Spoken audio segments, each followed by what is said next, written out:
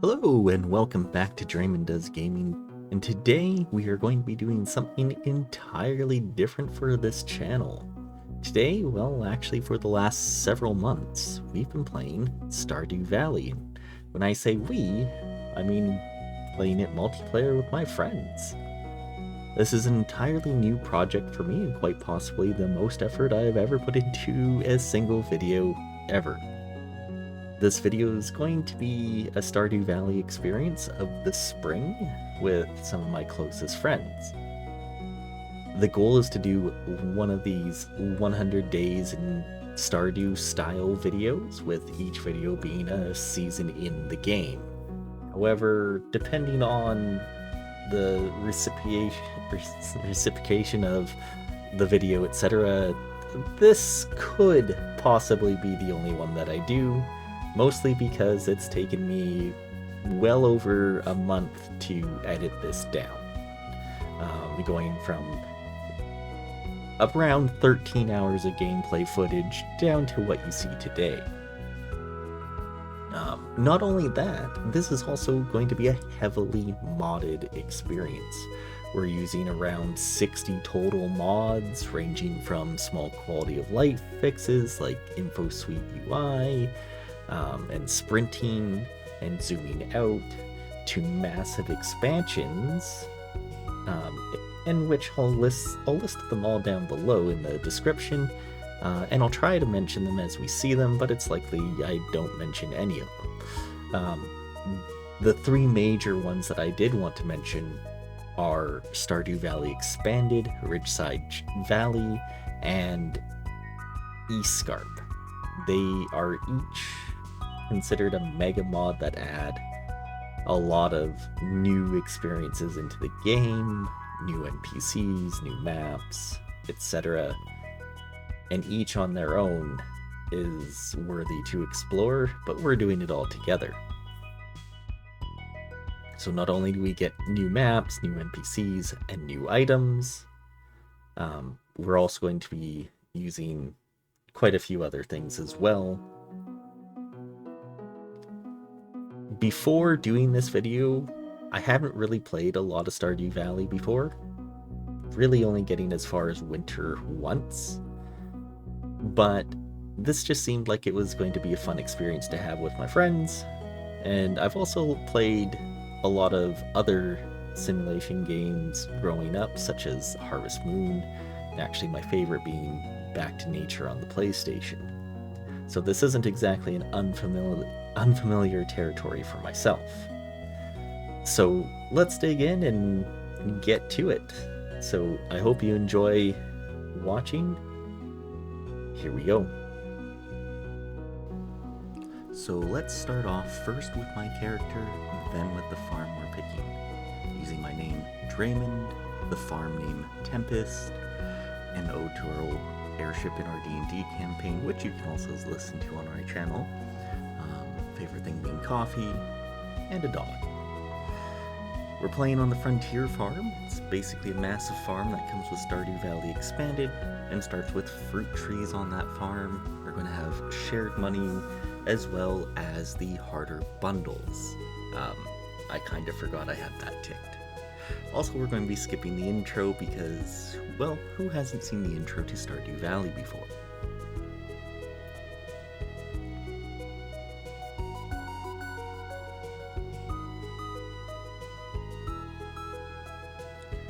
Here we go, into day one. So the first thing we get to do is start with the nectarine sapling on this farm, meaning we won't really reap the benefits of this until summer, so we'll need to make money in other ways. We also have 77 new people to meet now in the introductions quest. So let's get started on that today. Brief note, as we play through this, each of us are focusing on different aspects of the game, myself being the talker, as a lot of things depend on the host in a multiplayer game getting a specific amount of hearts with various villagers, like new villagers joining the valley or unlocking maps. As well, one of the big things that I'll be working on first is the foraging skill. Since I'm going to be running around anyways and dealing with talking to people, I might as well be picking berries. The first little bit until everyone is in game. We have the time pause, so I'm just clearing out the farm. Also, zooming out is such a great feature, I highly recommend. Now that everyone's in the game, let's start the day. The first thing is mail, and that's coming from Eloise, who we'll soon meet. She's one of the new kid NPCs, and her story is actually really cool, which we will explore a little bit later. So we'll have to visit her soon. She's in East Scarp. So after some more clearing of the farm, which, speaking of which, this place is freaking huge, we're going to be heading on into town to get the first cutscene. The first of which is meeting Lenny and Lewis. This is part of Ridgeside Valley, and we get to meet Lenny, who happens to be Lewis's sister, the mayor of Ridgeside Valley. There are neighbors that require us to get to them by cable car, or at least until we fix the minecarts.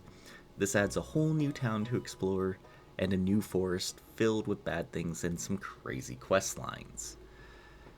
Also of note, when we do get to these cutscenes, I will be playing them out in full so you can enjoy them all, or feel free to skip ahead a little bit. On top of that, it also gives me a little bit of time to catch my breath a bit, as in the sense of this is an almost 3-hour video, so I'm going to be doing a lot of talking.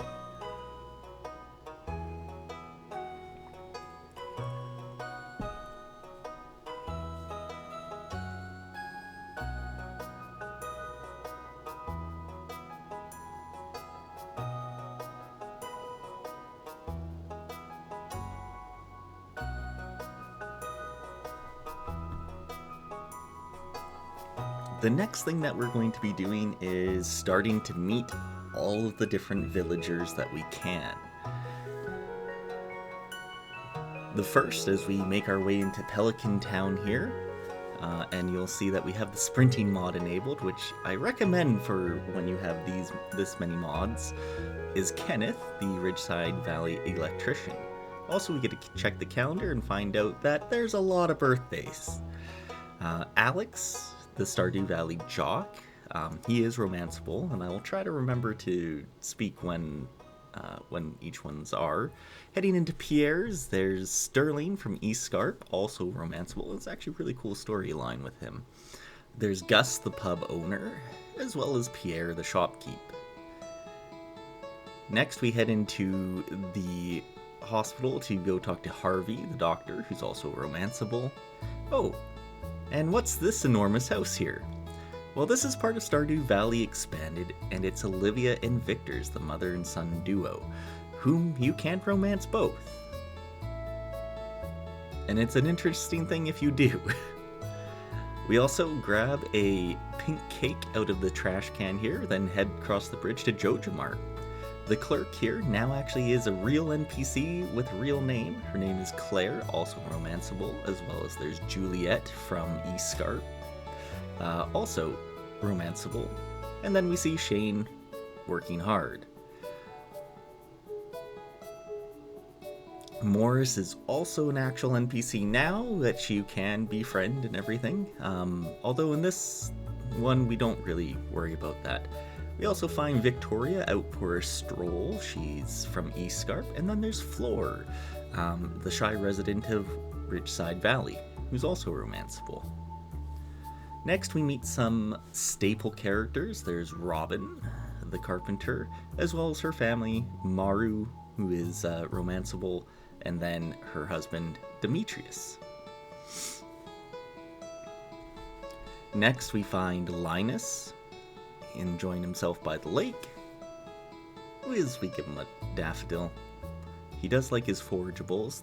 Then we find Beatrice from the lighthouse in East Scarp. We talk to Alex again, and then we find Penny, who is also romanceable.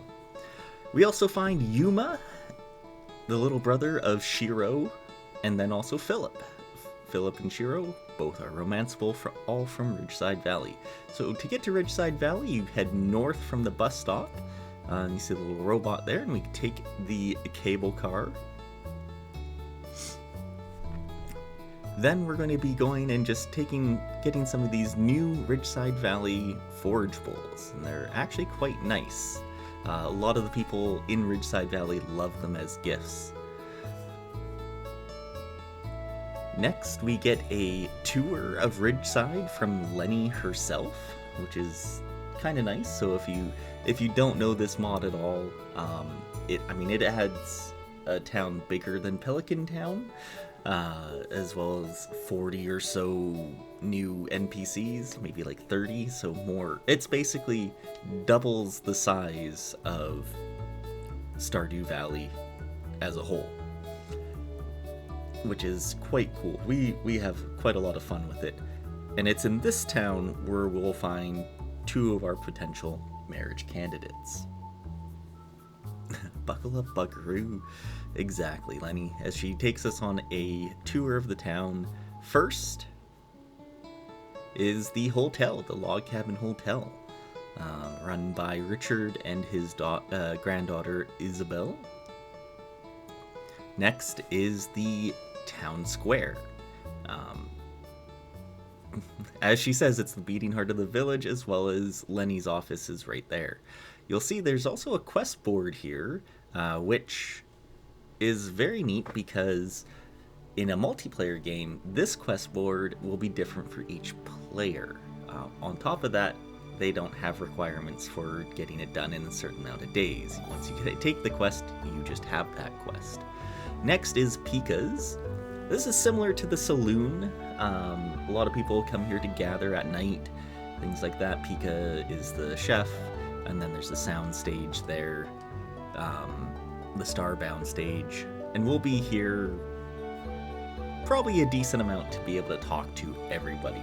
And on top of that, there's quite a few events that take place here too, and I want to say there's a new festival that they add that takes place here as well.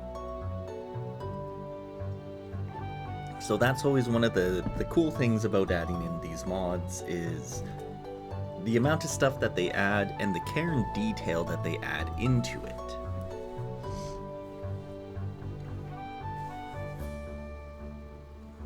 Now let's go exploring. So first we find Kiahi, the local troublemaker kid. Next is Trini, the green-haired girl. And it's Trini, not Trina or Tiny. There's Maddie, who is the researcher with a hard shell. She's also romanceable. And in here, we find Mr. Aguiar, who's also the scientist here, but he's got an interesting past, which we won't see for a while. Next, we find Alyssa hiding behind a tree. Alyssa is going to be one of our 2 marriage candidates. On top of that, we find Lola and Freddie, the adorable elderly couple with a hidden past. Ezekiel, the stubborn old man. Jarek, our rival farmer here in Ridgeside, who's also romanceable. Then we find the Heaps General Store, which is very similar to Pierre's. This is run by Lorenzo. As well, we find Bert, who is Alyssa's uncle. And then there's Shanice, Lorenzo's wife. We head to the north of Ridgeside Valley, where we get into a cutscene. A mysterious man seems to be marking a map. This is Geo. He is a very interesting fellow who we will be seeing a lot later on. In fact, he becomes romanceable once you complete a very involved quest later, which one of our players is going to be doing. We also note that he is an elf, so there are elves in this world as well, and he also kind of has magic, so that's interesting and fun. Next, we find Blair, the fisher daughter, who's also romanceable. And then we also see Sean, who I believe is also a romanceable character. Irene, the maid for the Maeve Mansion, who's also romanceable. Kiara, the graphic designer, also romanceable. Paula, who's also romanceable, with some questing, etc. There's Pika, the chef. There's Faye, the seamstress, also romanceable. Corrine, the restaurant worker, who's also romanceable. Anton, the army vet, similar to Paula, is also romanceable later on. And then our first quest board here, which Yuma would like a survival burger. There's also Ian, the handyman, who's also romanceable, so there's lots of options for romance here. We meet Richard, the hotel owner. And then finally we find Isabel. This is the other of our two possible marriage candidates. She is Richard's granddaughter, and she has a storied past, which we'll learn about. We find the Maeve mansion, Maeve herself, the Madame, Sunny, the butler,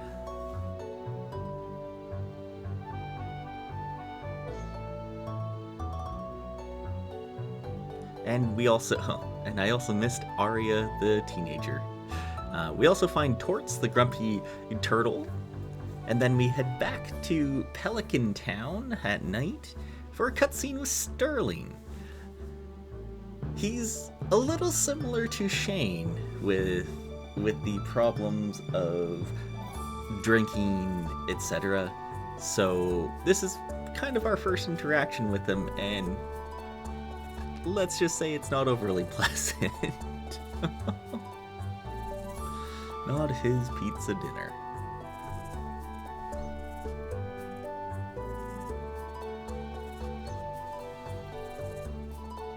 Yeah. And then here comes Kyle, our resident cutscene crasher. You'll see him show up quite a bit in a majority of our cutscenes. It's actually quite humorous. And there he goes again. At least he's petting the nice new puppy.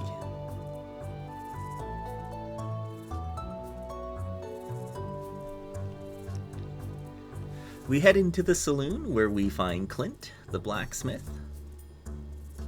Shane, finally we get to talk to him. He's also romanceable. Emily, also romanceable. We've talked to Gus already once, but talk to him again. And then there's Pam. Next, we head into Cindersap Forest, and you'll notice it's a little bit different here as well. There's a different layout. It's mostly the same, but there happens to be a farm here. Now, whose farm is that? We'll check that out later. We're up to 52 townsfolk met today. On top of that, we're pretty close to level 1 foraging. So we're going to try to get to it, but unfortunately, we get too exhausted and have to take the long walk to bed. And then that's it for day 1. Not a bad day meeting 52 people out of our 77 that we had to. So first things that we do on our wake up, we get some mail from Willie telling us to come see him to get the fishing rod. And now we're going to explore Cindersap. So Stardew Valley Expanded has changed the Cindersap Forest map, and now it's kind of its own thing. We also find our first 4-leaf clover. These are fantastic. Not only do they sell for a nice chunk of change, they're also a universally liked gift. We also find the forest sword, which will be helpful for the mine. It actually always spawns here, and there's only one. So next we see Nora from East Scarp. We also try to talk to Marnie, but we just miss her, so we'll have to catch her later. But we do find Jazz. There's Andy, the new farmer here in Stardew Valley, so this is his farm. And then when we head to the east, we find the Blue Moon Vineyard, run by Sophia, the pink-haired girl, who's also romanceable. So this is an entirely new map. And then from here you can head to the beach, where we find Willie. So I don't think we worry too much about this cutscene because most people have seen that one. We grab the bamboo pole, and then we go talk to Carmen. This is Blair's mother. And then we find Aideen. She's from East Scarp. We give her a flower. She's got a pretty cool story as well, and she's romanceable. We find Marnie, and then we head over to Pierre's because on Tuesdays, all the women here in the valley will come to Pierre's for an aerobics class that Caroline hosts. So we have Caroline, Jody, Abigail, Maya, and then we head on over to George. He's a little grumpy. We find Haley. She's also romanceable. Then we head to the library for talking to the rest of the kids that we haven't met yet. So here's Vincent. And then we find Eloise. She's the one that sent us the mail at the start of the game. Then we head off to East Scarp. So to get there, you go to, well, the east of Pelican Town. It's an interesting mod because it adds a new town area, but it's completely modular. So most of the residents here, you actually have to download separately. It only comes with a couple of them pre-made into the mod. So we head into Rose's Inn and, well, whoops. Sorry about that, but that totally was not my fault. Rose is interesting. But we'll be talking to her a lot more later on. She's got some interesting cutscenes later on. One nice thing about all of these mods together is that they interact very well together. The East Scarp, Ridgeside Valley, etc. So a lot of the times, like, these people show up in the festivals and things like that. They'll interact, they'll talk about each other. So there was a lot of cool moments that we'll hopefully see here. So we actually talk to Rosa here, and then we get to go explore. We see a cool lighthouse here on the beach, and also a cave underneath, where we get to go and meet, well, the sea creature. So who is this? Well, it's our new friend Lexi. Lexi's pretty cool. We just want to be their friend. Eventually, after opening up for a while to them, they will start a store for you that you can trade with. So, well, that's always cool. Next, we head back into Pelican Town, as I think we've met as many people as we could here in East Scarp. And we head into Joja Mart to meet the other new NPC clerk, which is Martin. We also find Mr. Ginger, who is Jazz's cat, and we find Sam, who's also romanceable. We also go talk to Willie in the store, and then we find Elliot leaving his cabin for a change, so we gotta go talk to him. He's also romanceable. Next, we head back to Ridgeside Valley to find everybody else. First, we meet Olga, who is Alyssa's aunt, and this is one of the cool things about this. Alyssa loves the spring Ridge Azorian flowers that you can just pick up here for foraging, so this will make it quite a lot easier to get. We also get a quest for coffee for Olga. We go back to and find Isabel is working out again, and she also loves the mountain arugula, which you can find here in Ridgeside Valley in the spring, so it's going to be hopefully fairly easy to get them their hearts up. Top of that, we just go and explore and continue foraging and talking to people for the rest of the day. We find an abandoned vineyard in Cindersap, which it's really hard to see at night, so we'll come back and explore this later. And then after 2 days of talking to people, we're up to 71. So who are we missing? Well, there's a few people here that we're missing. We're missing the boy, Jacob, Sebastian, you know, several. We get to level 1 foraging. Yay, we can make field snacks, which is nice. Kyle spent most of his day fishing. And then we head into day 3, the first rain of the season. We also have mail from Pierre about having backpacks for sale. And then it's right back into Cindersap for foraging. We go and check out this area to the northwest in Cindersap Forest. So up here, there's something actually pretty cool that you can only have happen once. There's a maple syrup here. I wonder why that's there. On top of that, there's also a cave. Wonder what that could be. I guess we'll have to come and check it out later. We head to the library to make our first donations: the ancient sword and the strange doll. And then we also head out to East Scarp to find Jacob, Aloy's father. Then we have to take a quick pause in real life here. Next to it, we would go find Evelyn, George's significant other. We also find the traveling cart. So the traveling cart will show up in Ridgeside Valley now on Wednesdays, so we'll have to keep that in mind. Nothing really interesting here that we want to grab today, though.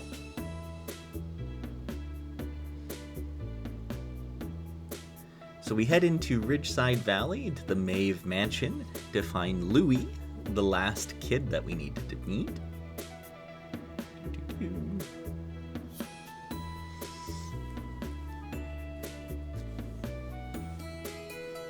Next we find a quest for Kiahi, who wants to become the Slime King. We also meet Leah, who was actually my first wife when I first played Stardew Valley. We also meet Sebastian. He's also romanceable in the saloon. Now, we only need one person left. And that person is Rodney. Rodney is interesting. He is also a writer, just like Elliot. In fact, I think he is his uncle or something like that. But he won't come out of Elliot's cabin. So let's go fishing for the day. As we find Cam gets the fisherman achievement. And then a little bit later on, Chelsea also gets it. Apparently Kyle got it earlier, but we missed that. We also find Rodney comes out of the cabin. So we go talk to him, and we're able to complete the Talk to Everybody quest. The last thing that we do before heading back is we try to catch a fish as well as a treasure chest here to get up to our level 1 fishing. Never again will I be as good as I am here for fishing. Fishing is one of those things that I'm not the greatest at in this game. So, but I was quite proud to get this as a level 0 fisherman, to get the eel plus the treasure chest, which only was coal, but that's okay. But we're done for the night, so we get level 1 fishing.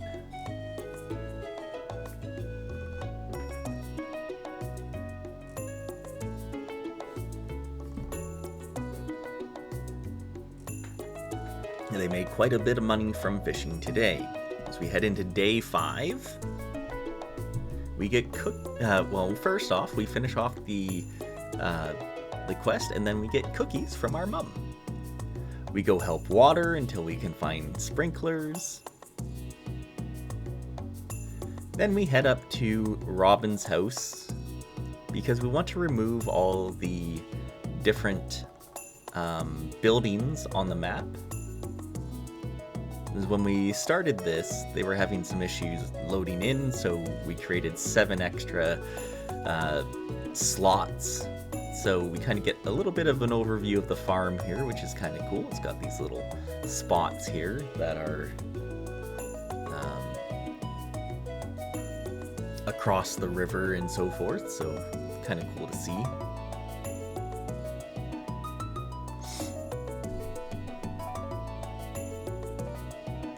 Then we head into town to meet the dog, the town dog, Dusty.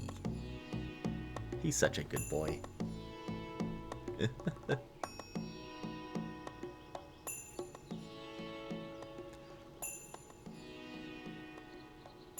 Of course we're going to pet Dusty here.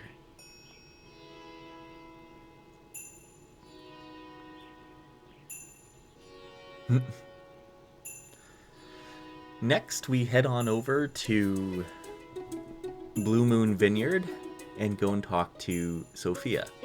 One thing you'll notice pop up is when we get into cutscenes, we tend to pause the game. And of course, there's Kyle in our cutscene again.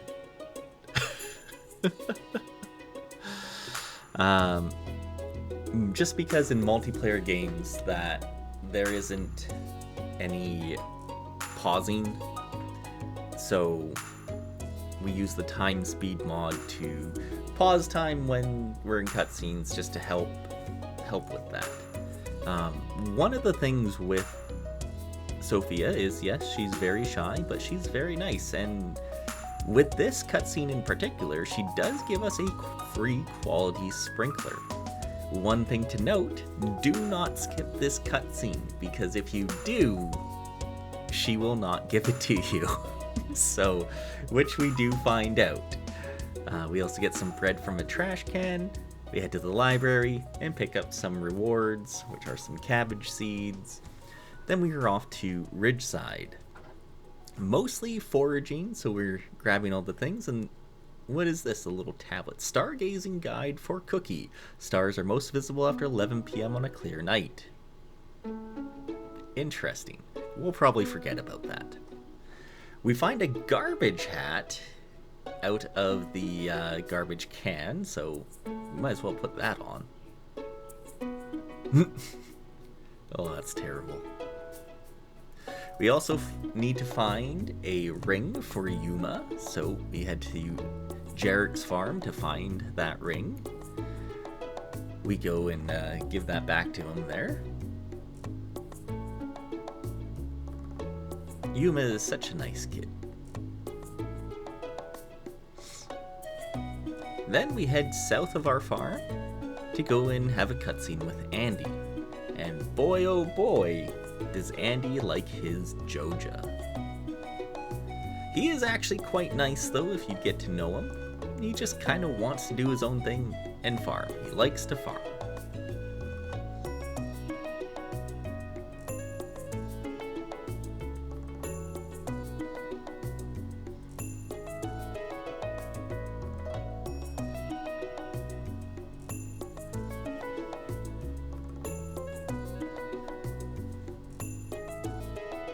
And then we head back into Cindersap to continue foraging for the day, as well as running around Pelican Town and talking to people to increase all of those friendships that we sorely, sorely need.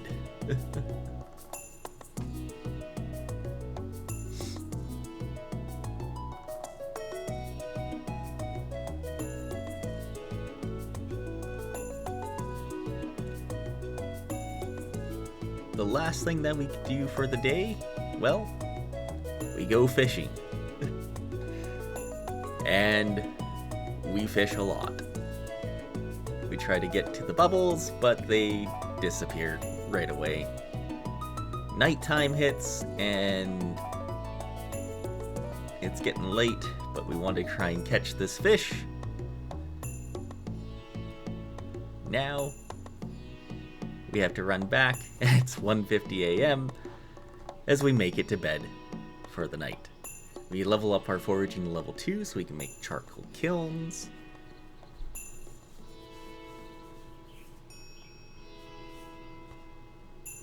As then we head into day 5.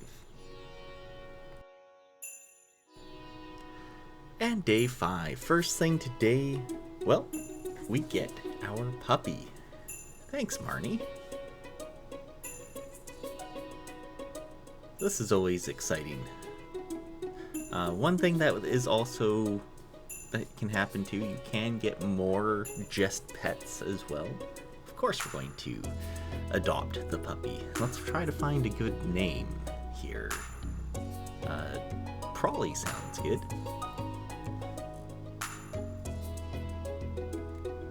They have a whole new slew of pets that you can get as well. We pick our parsnip for the quest, and then we also get mail from Susan being trapped behind the landslide, as well as Andy mailed us some strawberry seeds. And then Jojo wants our business. We've walked 10,000 paces in only 2 days. It seems pretty good. Then we make our way into the mine. You may notice it's in a different spot now, and that's thanks to Stardew Valley Expanded. Well, hello, Marlin.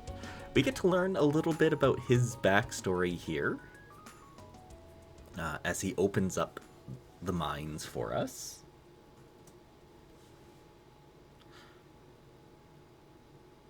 He's definitely met quite the amount of adventures in his time. He also gives us a new weapon to have, although it doesn't compare to the ancient sword that we found earlier. We have a rusty sword. And he may make us a member later on. We also get another cutscene here. This time, we head on down to the mine. So we make our way down.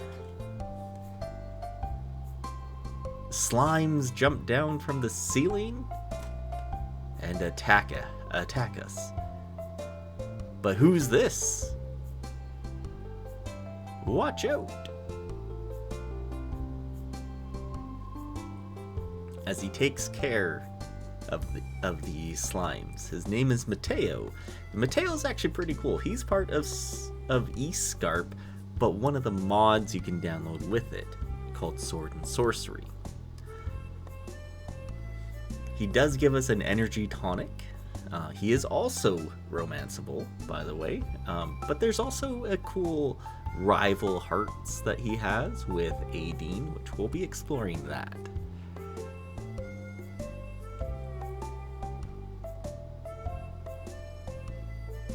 Oh, he also loves dad jokes. What do you call a party of dedicated archaeologists? A real shindig. Hi-yo! I do like that one quite a bit. Now we get to meet one more person here in the mines. I think that old guy is finally gone. Ah! Who? Hold up. Come back. This is Sen. Sen is an adorable shadow person. They are quite awesome. You can't romance them, but you can make Sen a roommate, which is very similar to the romancing options. Oh, and we just saw Kyle appear there. He doesn't want us to hurt his family, and, well, we'll try not to.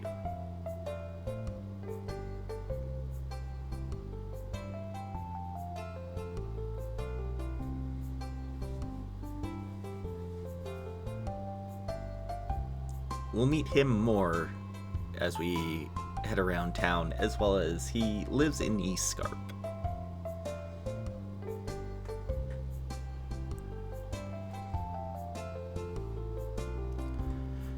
Then we get the community center cutscene.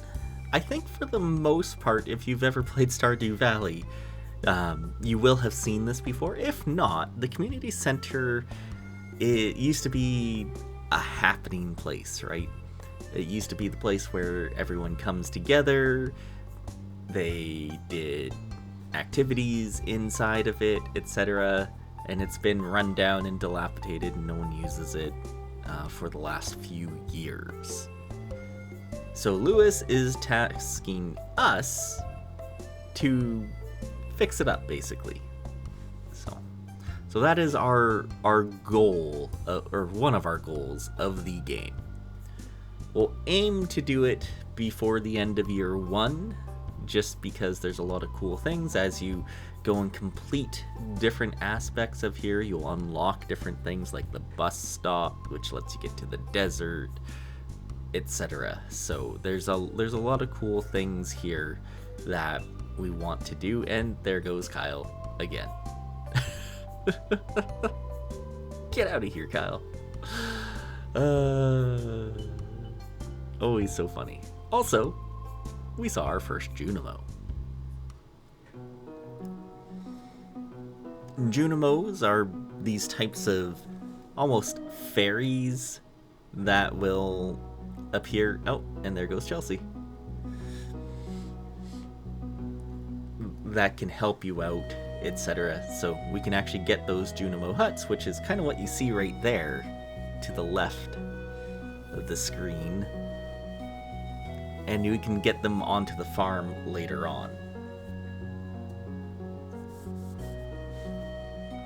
So one of the things that we have to do here first is to explore the community center and go read the tablet. So that's what we're going to end up doing here. There's a Junimo over here who disappears, and obviously we can't read that right now, but we soon will. Next, we head up to Ridgeside to forage, as well as give Alyssa her birthday present. And by giving her a gold star Ridgeside flower, we are actually very close to having 5 hearts with her already. So one of the cool things about the mod as well is, well, actually it might be part of Stardew now. If you give someone a gold star item, it increases their hearts even more by, a percentage, iridium quality even more. We go and do some cutting down some trees at our forest, at our farm, and then we head over to go and do some fishing. We head over to the saloon to go talk to a few different people again, pet the dog, and make it to bed. Level 3 foraging for the night, getting our cookout kit, a seed cookie and moss soup, as well as fishing so we can make bait. We pulled in some money today, and then we head on into day number 6. First off, Marlin wants us to kill 10 slimes, then go see him, and then the wizard wants to meet us, and Robin lets us know that she can expand our house. We do some chores in the morning, which is mostly just watering. Then we head on over to the wizard for a cutscene. We get to meet Rasmus the wizard.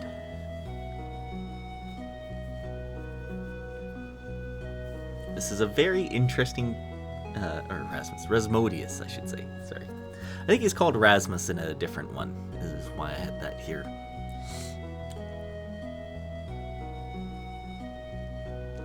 He's very much into the mystic arts, and he wants to show us a few things as he summons a Junimo.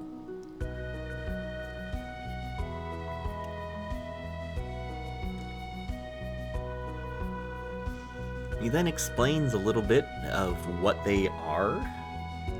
Basically, helpful spirits. Get out of here, Kyle. We do need to ask him about the scroll, which he will translate for us, which is very nice.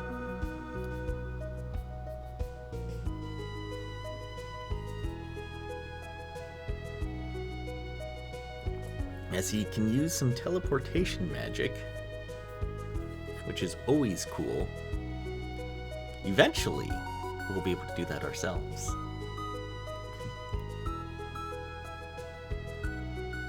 So he's come back and read it and explains that basically the Junimos are here to help us.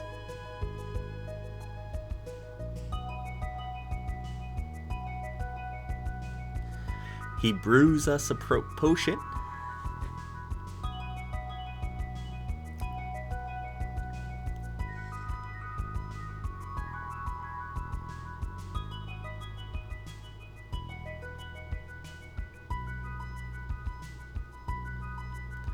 Gets us to drink some of it.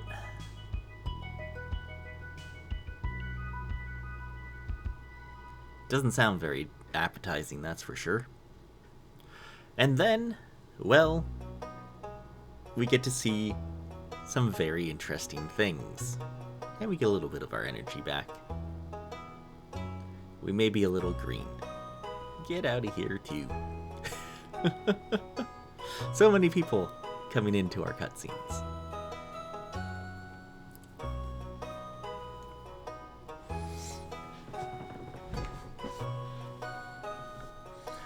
This is definitely a trippy scene, although there are crazier ones out there.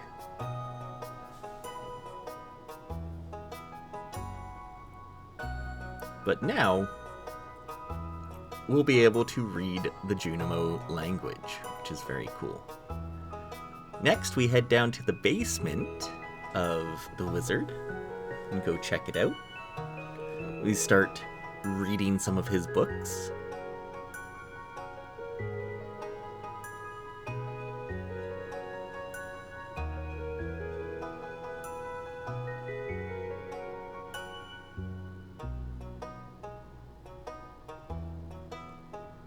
Oh, and there he is. He doesn't want us to come down here.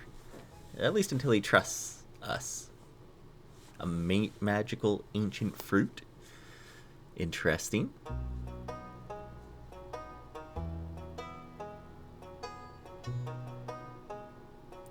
If we want to pursue the arcane knowledge, he can teach us some. Perhaps starting with light magic to change our appearance. Well, that's always cool. So we'll want to make sure that we continue the quest lines with the wizard, because one, it does have some effects in terms of what we can do, either on the farm and things like that, but it's also just kind of cool. We also find Sen just chilling by the sewer entrance himself. How are you doing, sir? Then we head up to Ridgeside, and there is a kiwi that's talking to us. And then it disappears. What is that thing?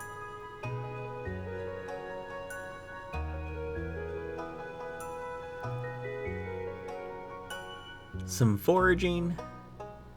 Then we get our first cutscene with Alyssa. We do catch her singing, and it's actually quite nice. One thing to note, that if you have the Ridgeside Valley mod, they do have their own music files for the game. So when she's doing her singing and things like that, there is actually music here playing. I don't have those files here, so I can't interpose it while we're doing this, but that's okay. If you want to hear it, you'll want to go and download it for yourselves. She's very embarrassed about her voice as well, which is, understandable, because a lot of people don't like to sing in public, but she is very good. Next, we also get a cutscene with Philip, Shiro, Yuma, and Torts the turtle. Get out of here.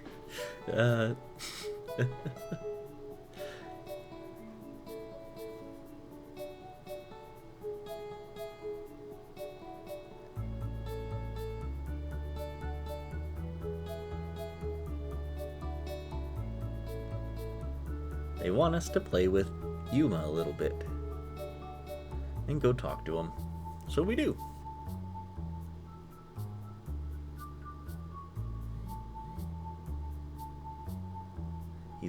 So Torts is a calico ridgeback tortoise.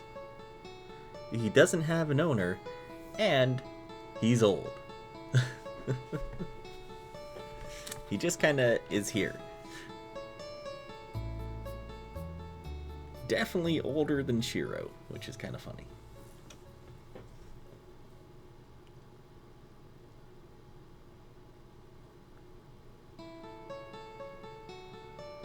So Torts is very distrustful, but we will get him to warm up eventually.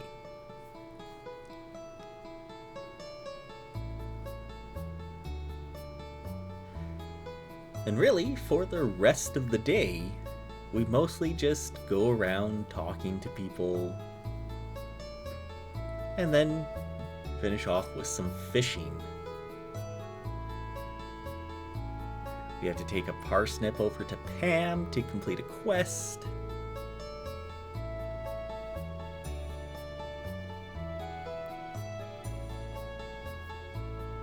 Chat to everyone at the saloon, and then we head to bed for the night. We do a quick check of our friends list, just to see where we're at with most of them.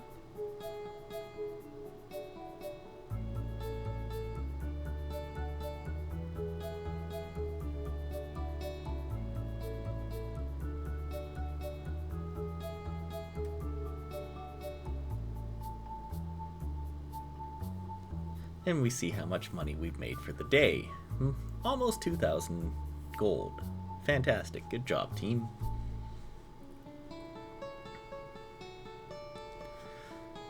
Day 7 starts, first off, with a recipe called Stir Fry from the Queen of Sauce, so that's nice.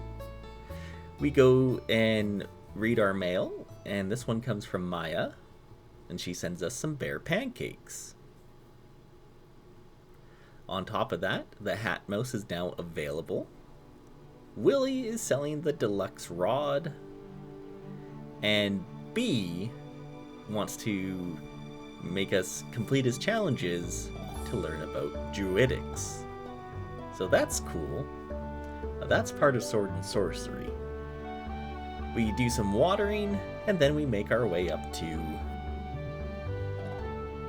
foraging at Ridgeside. We also give Alyssa another flower, and she becomes our first 5-heart friend, getting us that achievement.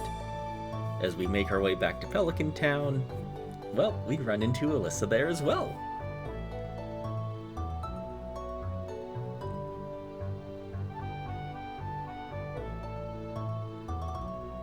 We learn that she doesn't like to sing in front of people, but we really did like listening to her song.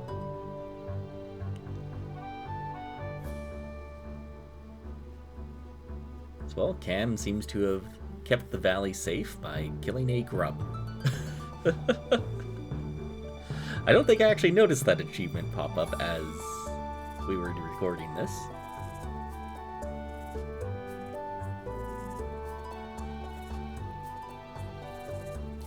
So she's going to write a song and then let us know when she's done with it. And then the awkward time as we both try to make our way, and then we both try to get out of the way. Is she Canadian as well? This seems like a very polite thing that we do.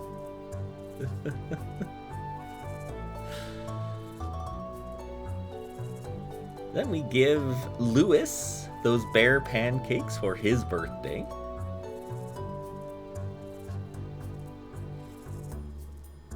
And then we head over to the community center to go check out the bundles.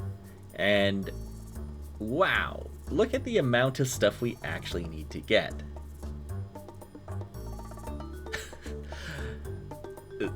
I may have forgotten that we had put the hard community center bundles on. 999 wood, etc. Like, that's That's a lot. So Chelsea also got the 10,000 pace achievement there. Then we head down to the mine for our slime extermination.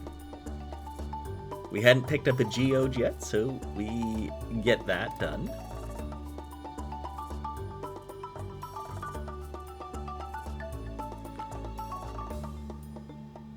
We level up, and we also find our first cherry bomb, which we use here in the mine to open up these rocks. So we can go and meet the dwarf. Unfortunately, we can't understand him yet. Then we head over to Lewis's house, and we get a new cutscene with him. And this is a new thing in Stardew Valley that I think it was the 1.6 update, where they have a prize machine. So every now and then, after completing quests, you can get a prize ticket. You can spend them here for some different rewards, which is pretty cool. Basically, it's like it gives you a list of all the things, and you get the first thing on that list. And then the next time, I think I accidentally picked the wrong answer there. And then the next time you get the next one, and so forth. So next, we finish off the night by chopping down some more trees on the farm, trying to get as much XP as we can, because foraging actually does go very slow. We level up to level 1 combat at night, so we can make our sturdy ring and some bug steaks.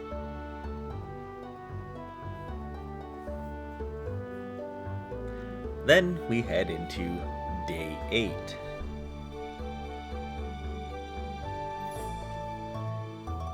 We do spend some more time in the morning with our chores and mostly watering. Can't wait till we get more sprinklers. And one thing that I do wish as well is, why can't we get 1 XP every time you water something? It would be nice. We have sold 15,000 worth of stuff, so that was pretty cool. We also give Alyssa some more arugula. We also get her cutscene here, her first cutscene. And, well, she's a little bit bored at work, and she just wants to chat, which is totally fine with us.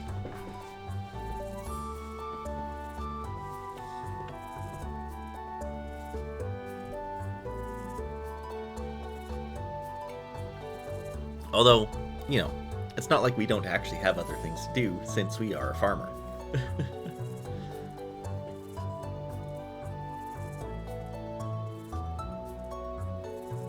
We tell her that we're enjoying the farming life, and she'd like to come and visit.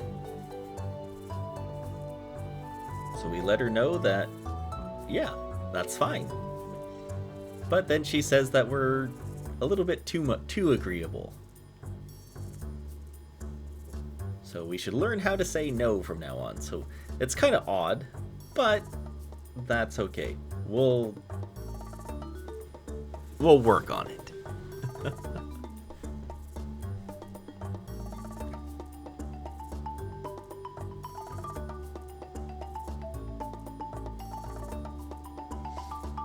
Now we've got some extra cash, so we go and get our backpack upgrade. But first we answer a question for Leia, which is, well, kind of wanted to escape our old life here. That's why we came to the farm.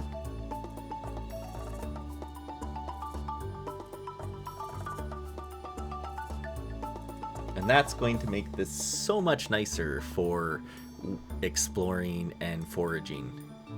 We find Sen in the mines. Trying not to scare him. We get down to level 40 with Cam. We get the slingshot. And then we go and do some mining for the night. Or not even the night. The day mostly. We head over to Cindersap to forage before bedtime. and we find ourselves another 4-leaf clover.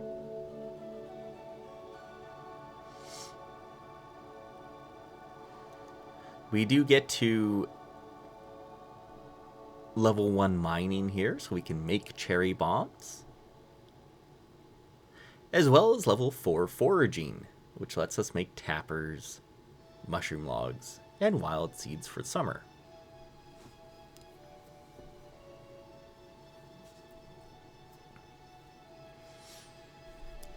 And then here we go into day number 9. First, we get some mail from Mom. She sends us 500 gold.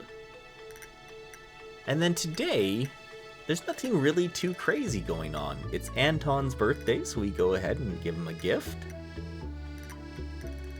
Then immediately get his cutscene.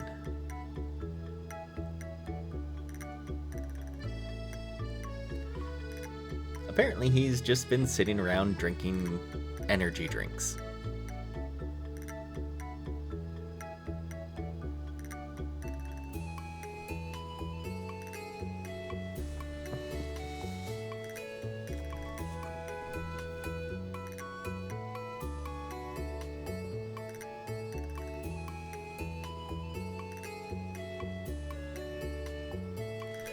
We find out that Anton and Lorenzo are brothers.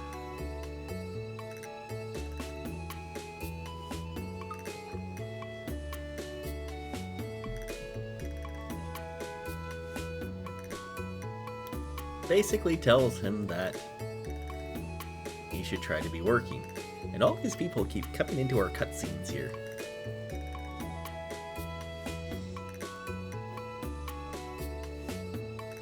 Then they find out that I've been standing here, witnessing all of this.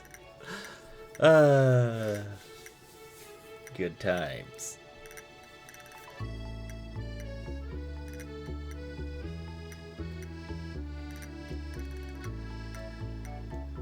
I don't think we need to involve ourselves with any of this right now.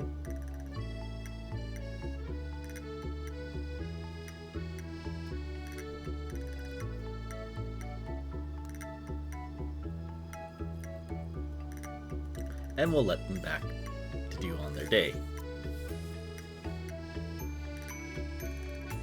Now off to fish for the day. Pretty well the entirety of the day. So some days in Stardew are like this, where we will just end up doing some smaller things for the day, and we'll skip through a majority of it. This is one of those days where we just fish and fish and fish some more.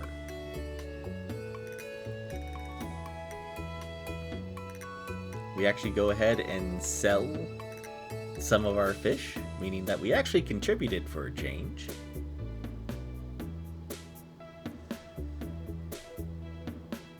And then we take a quick look at our friends list just to see who's the top one so far. We see Anton, Isabel, and Alyssa is our top 3 friends right now.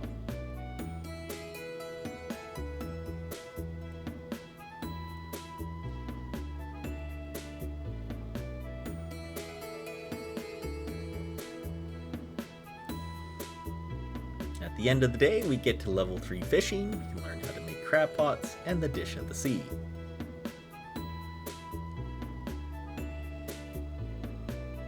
We actually got a good amount of money back, which was great. And then we head into day number 10. First things here with this is Demetrius has come to greet us. So he can make our cave on our farm either have fruit in it or mushrooms growing. So we're going to go with mushrooms on this one, since our farm does actually start with fruit trees. And we all go off to Cindersap Forest to do foraging for the start, since it's raining and we don't have to worry about chores. At 10 a.m., we head on over to Vincent's house to give him a birthday cake. He's quite happy with that one. Then we head on over to Demetrius to give him a herring, and he gives us a prize ticket. So that's exciting, our first prize ticket. We head into Joja Mart, and we're greeted by a very sleepy Claire. One thing I should note as well with Claire is you want to make sure you befriend her. I think it's up to 6 hearts before you complete the community center. We go and take our prize ticket, and we find that we get some carrot seeds, and it looks like we get a sapling the next time we get a ticket, so that's interesting. We head on over to the library, where we find Gunther and Marlin talking.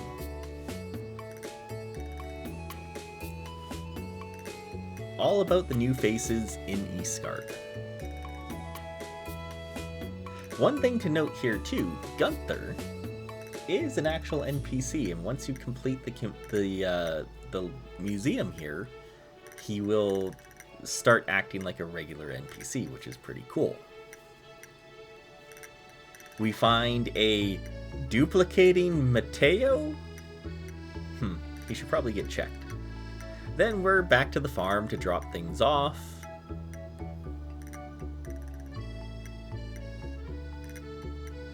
Then we head to the mine to pick up the crystal dagger.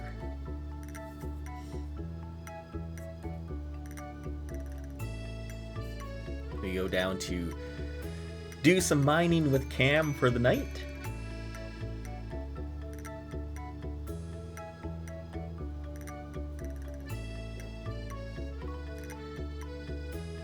We also find the master slingshot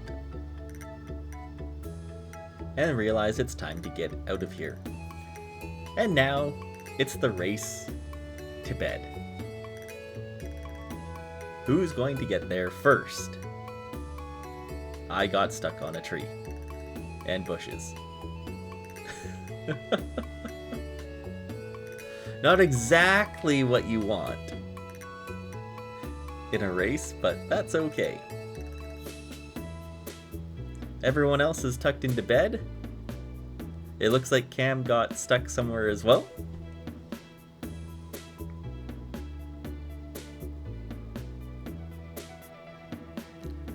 Who gets into their bed first?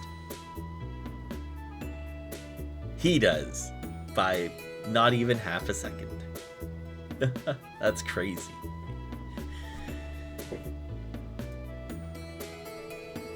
We make over 2,000 gold in this day.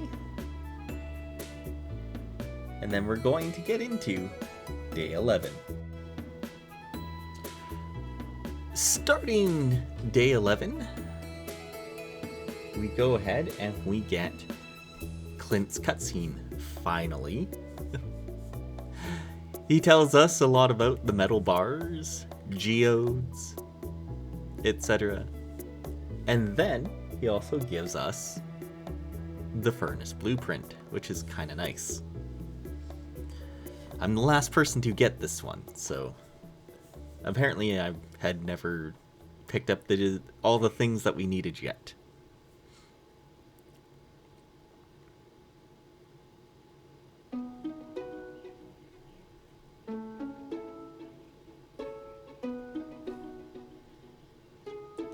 Andy then shows up to our house, and he wants to tell us about the different crows and what they do.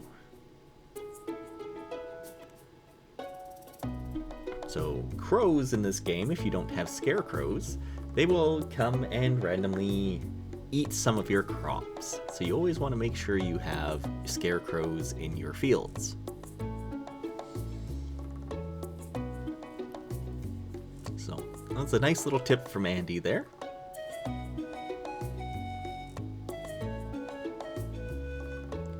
In the mail today, we got a quest to find Robin's lost axe, although I think I cut that part out of the video, but that's okay. We also do some watering, and then we're gonna plant some mixed seeds for foraging. Only, I didn't realize when I planted these that mixed seeds are not for foraging. Mixed seeds are just random seeds for that season. So we have to do even more. It is the spring seeds that are for foraging. So we go ahead and we plant a whole bunch of those. It's Isabel's birthday, and she does love that mountain arugula, so we go ahead and give her that. Which puts her up to 5 hearts. Then we just go around and talk to all of our hopefully new friends here in Ridgeside. We do give Kiahi his slimes. So he is now the Slime King. And then Vincent and Jazz are down by the smelly sewers.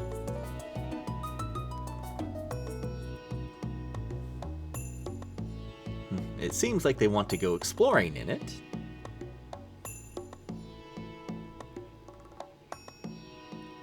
They tell us that Marlin has the key for the sewer, so that's interesting.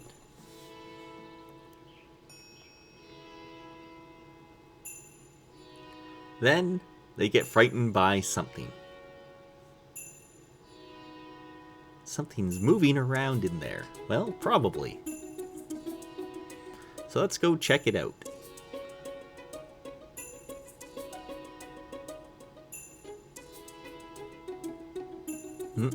Something must have been.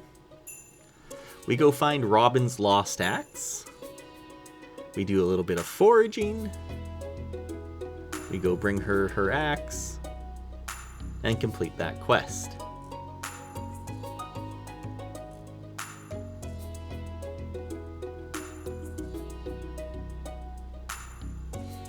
We head on over to the Adventurers Guild.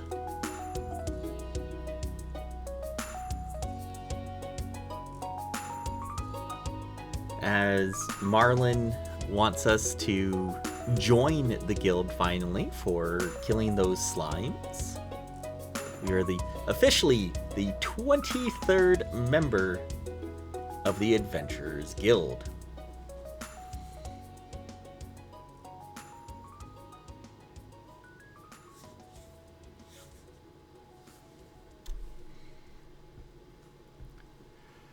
Really, next we just head back to the farm and cut some stumps.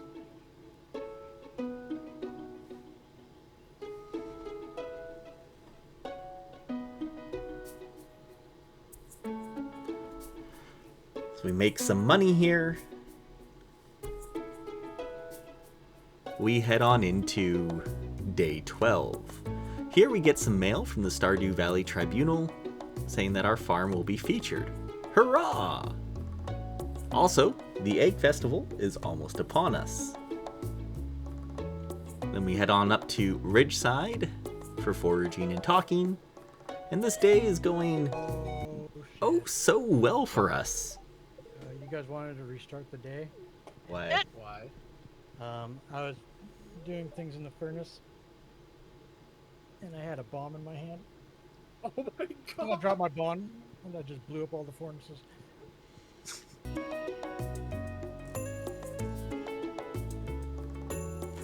So I guess we're restarting that day.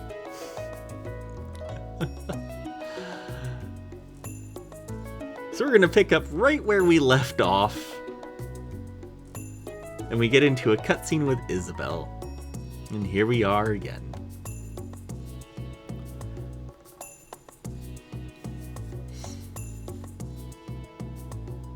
We see Isabel being quite hard on herself.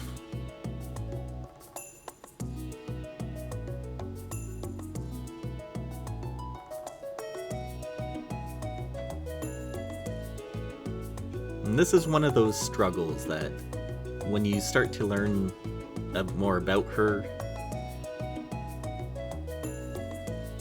why this makes sense. And she asks what we're doing here. Oh, you know, just coming here to work out or something.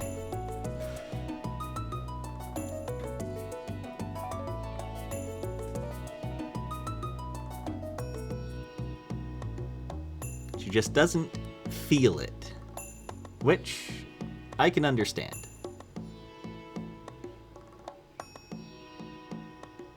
You okay?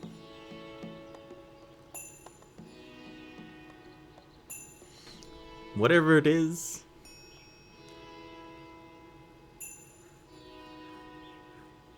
she doesn't like to remember the past.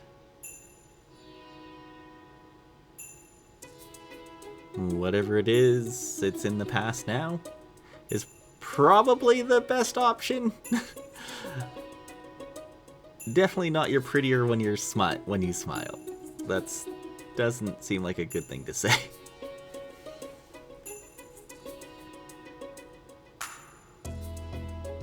But we don't really have the greatest of options to pick up from there.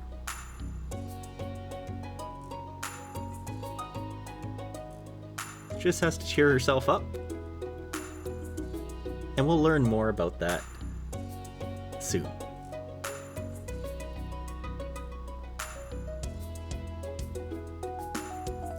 We give Ezekiel his birthday gift. Oh, dinosaur. Apparently he does not like eggs. Ooh, do not put it in the museum. Put it in the museum? Okay. Cam picks up a dinosaur egg from fishing, which is pretty cool.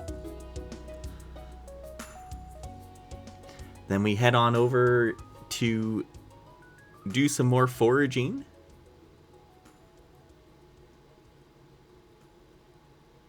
Trying to find more clovers. And then we head on over to our farm to cut some more stumps.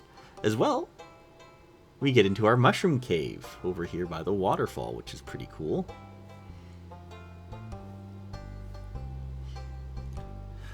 Then we head on to the saloon to talk to everybody that we can, and then it's bedtime.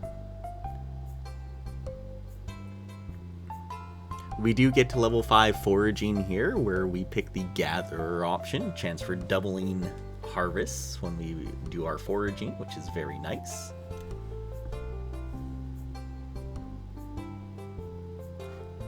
And then we're going to start day 13. Mum's our article in the farm and is very happy about it. I found a 4-leaf clover. Nice. Okay, I'm not even gonna... It's a gold star one! That's fine. It's worth 600! That's fine. I desperately need to unlock the other bundles, and I need to at least start with that. Let me just go see if there's another one in here. What away? Unfortunately, we weren't able to find any other 4-leaf clovers right now, so we have to head on into the Egg Festival. The Egg Festival is the first festival of the game, and, well, it's a neat one. So how festivals work here is all the villagers come together in a spot. You get a chance to talk to everybody and see some of their different costumes, if they are wearing costumes in that case. So each festival is a little bit different, and they're all themed. So, for example, the Egg Festival is based off of eggs, very similar to something like Easter. We go ahead and try to line ourselves up there. We see Rodney with an egg on his head. Juliet, dressed like a rabbit. And then Sen is in his very excellent costume. It's actually very funny. So we start the festival. So with this one, what we need to do is try to gather as many eggs as we can, as fast as we can. We only have a minute or two to run around the area and try to gather as many eggs as we can. We're also up against, one, not only ourselves, but also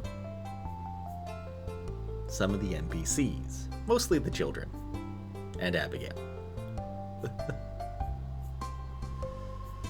So we see Cam and Kyle heading to the south, so we head to the east. Chelsea's heading north. How many can we get? That was Dusty's ball. That is definitely not an egg, but that's okay.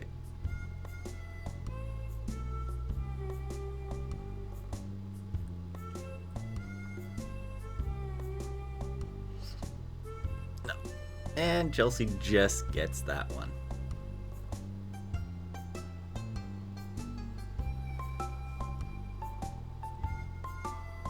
It's actually fairly close. She only is going to win by 2. Well, that's unfortunate. But at least it was fun.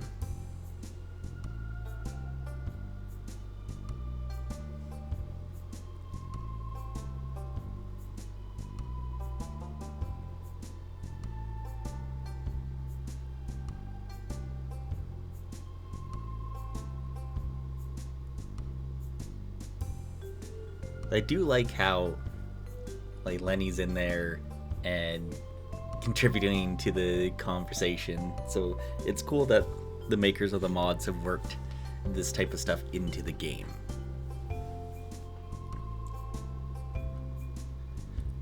Chelsea is the winner. She gets the prize, which I believe was like a farmer's hat.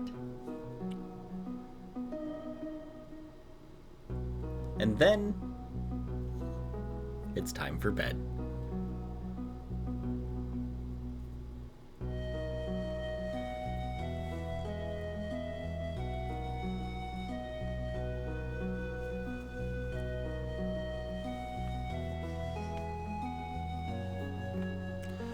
Day 14, we get another Queen of Sauce recipe. This time we get to learn coleslaw. There's no more 4-leaf clovers, I guess. Ah, there's another one! I found one! We find our other 4-leaf clover for Kyle, so that's pretty cool. Then we head up to Ridgeside Valley to give Maeve her present. As well, Kyle contributes it to the 4-leaf clover bundle there. We also give presents to Alyssa and Isabel. Kinda wish we had that gold star arugula on Alyssa's birthday, but oh well. We also give Haley her birthday present. Then we go down to the mines and delving with Cam. We find some skeletons here. And then this. I went down. Holy hell! Trigger. Help me! Help me! Help me! You're fine. Ah! Fine. Jesus. Like he's just fine. Jesus! I've been clicking for so long, and I'm out of energy! Things are shooting me. Midnight, it's fun back here. That was a lot of enemies. One thing we find, too, when we get back to our farm, Cam used a teleport totem. And, well, our houses are in the way and he actually can't get through. So we go to bed for the night while he passes out.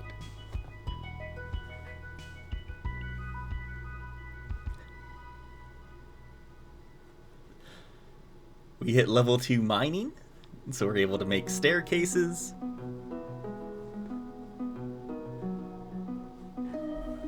And then we head into day 15.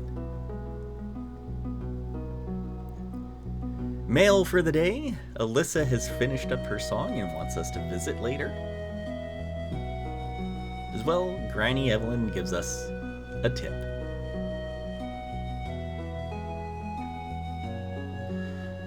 A lot of our mixed seeds were ready, so we go and grab those. We get to level 1 farming there. And then there's this fun thing that happens each season. Each season there is some sort of berries. And because we have the highest amount of berry foraging, we actually pick 2 berries every time we pick a berry bush. So it's our job to kind of go around and get all of those.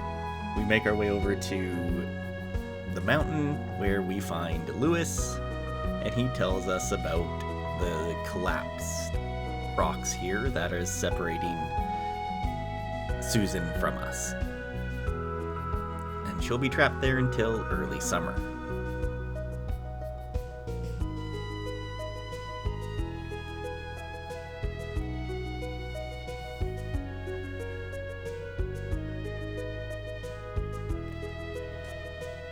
Next, we continue our berry picking as we make our way towards the mines where we find Sen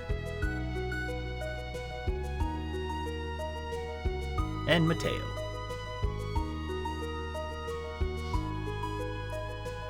Not only did we not see Aideen there as we rifle through her trash, we also give her a very not happy present, so she doesn't like us today, but that's okay, we'll make that up later. We give Juliet a birthday present, which wasn't the greatest either. Not doing that well today.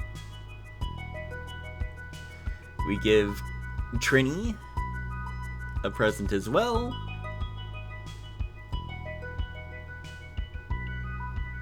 And then there's not really too much left to do in the day, so we continue just talking, foraging, then head back to the farm to chop some of our trees and stumps.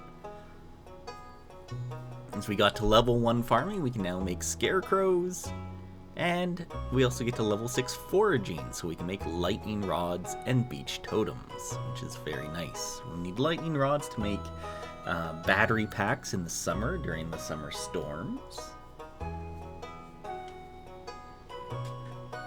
As then we head into day 16.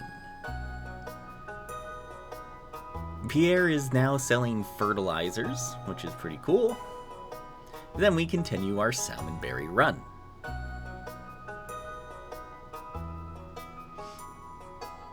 A little bit into the day as well. We have sold 50,000 worth of crops. So that's pretty cool. We also find Trini and give her a birthday cherry and bump up her hearts as much as we can. We also go find Freddy's sword for him by the waterfall.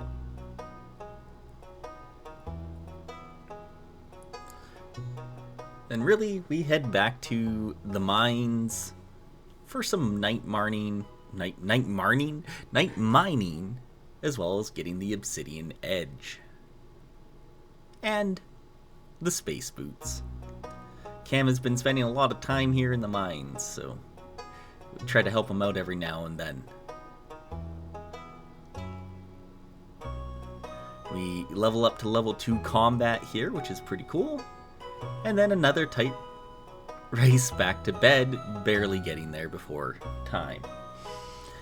With that level 2 combat, we also can make life elixirs, which are pretty good, although we don't really ever make them.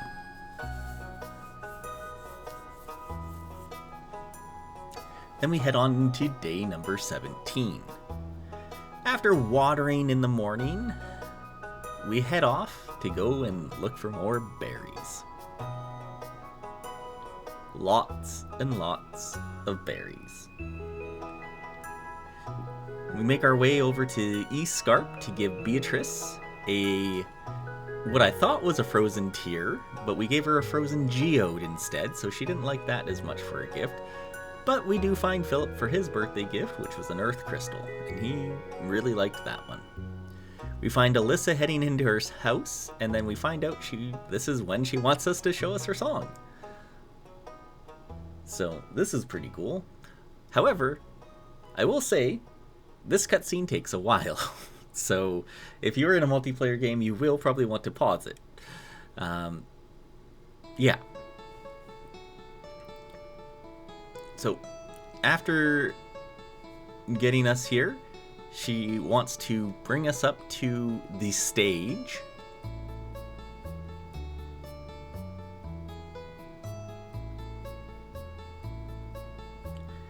and try doing her song up there.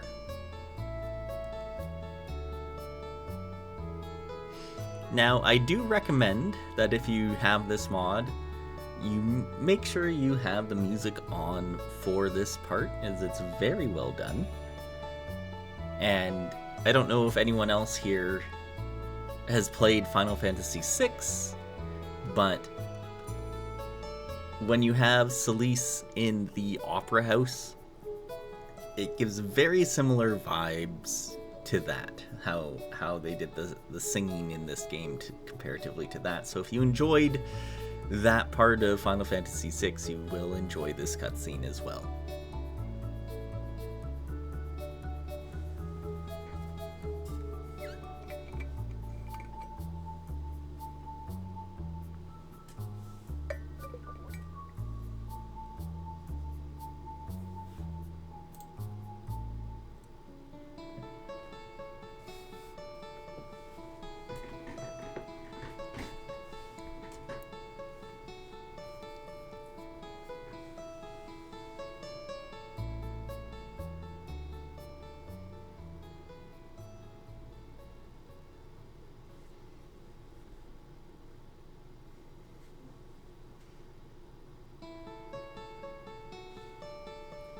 It is a very cool cutscene. Yeah, this is definitely one of those ones where you can see the care and detail that they put into the mod itself. And she's smiling as she sings.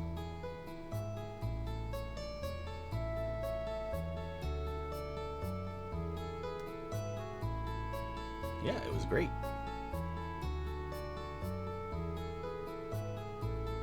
Oh, wait. Lenny was here all along and heard everything.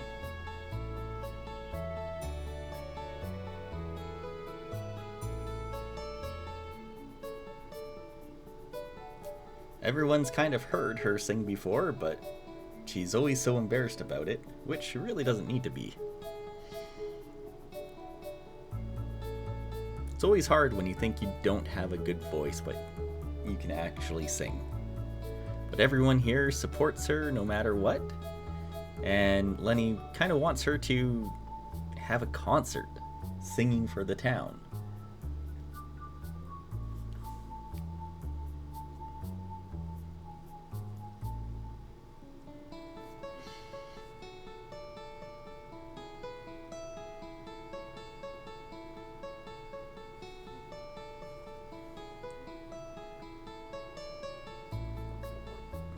And she really does want to sing. But it's a hard thing to do in front of people.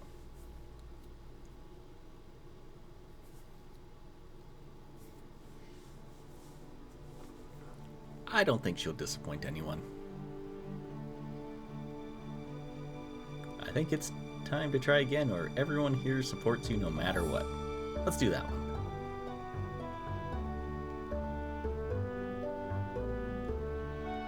Sure. We'll be there for that as well. Then,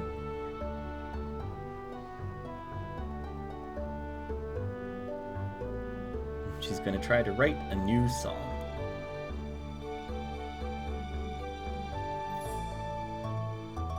And then when we leave, we find that it's 11:40 at night. On top of that, we also find that Cam has, well, used the warp totems again and couldn't make it back to bed. So we go free him from the bush behind the house.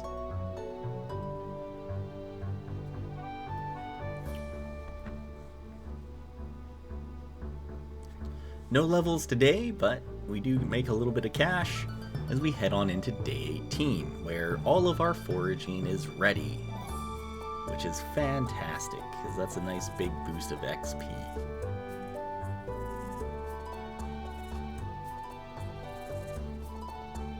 We're off to find more salmon berries across all of Cindersap Forest. We go find Pam and give her another parsnip for another quest. Or sorry, for her birthday. we head down to the mines to go and fight some squid kids for a quest. And this is the fastest that we've ever found them. In 20 minutes in game, we were able to find 2 squid kids, which was crazy. As we come back into town, we get a cutscene with Philip. So Philip, he is from Ridgeside, but he does work here as a what is this? Not a nurse, not a doctor, but physio. All right, sorry. He works as physio here for the clinic in Pelican Town and Ridgeside. So we find that he was supposed to be heading over to George's to work on him.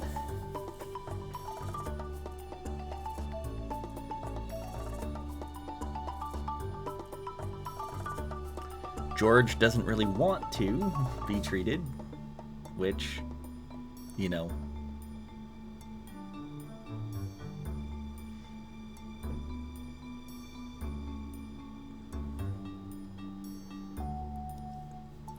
But it can help.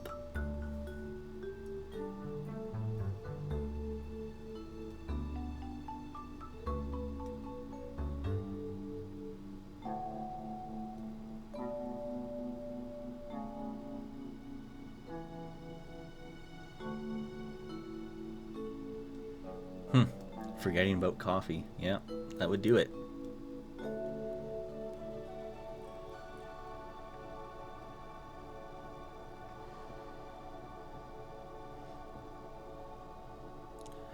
Then we go drop off some coal for Clint to finish off a quest for him. Then we go up to Ridgeside to find the last salmon berries of the season.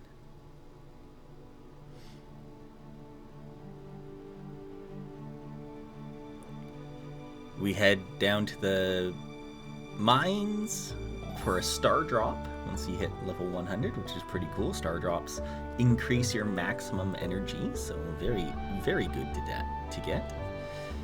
And then we make it to bed. One thing that happens tonight is mystery boxes. And this is a new thing added in 1.6 as well. They're basically like geodes, but you can find them anywhere. So chopping a tree, fishing, mining, etc. Anything you do has a chance of giving you a mystery box, which is kind of cool. You break them open at Clint's as well. We head into day 19, mail time here. Pam gives us a recipe for cheese cauliflower. Robin says she can build us a well. And then Jody would like us to bring her a cauliflower.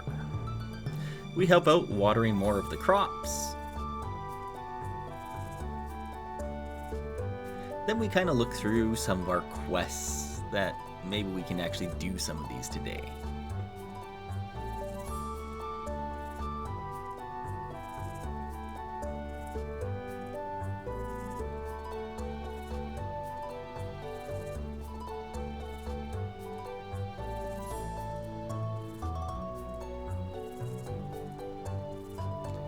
Then we have a race with Chelsea to go and talk to the wizard to complete the Squid Kid quest. Finding that he's not actually here, but downstairs. Who's going to get there first? We do. Barely. He gives us a prize ticket for that. So we head on over to the library where we get a cutscene with Nora. And this is an interesting one. As we scare her by accident.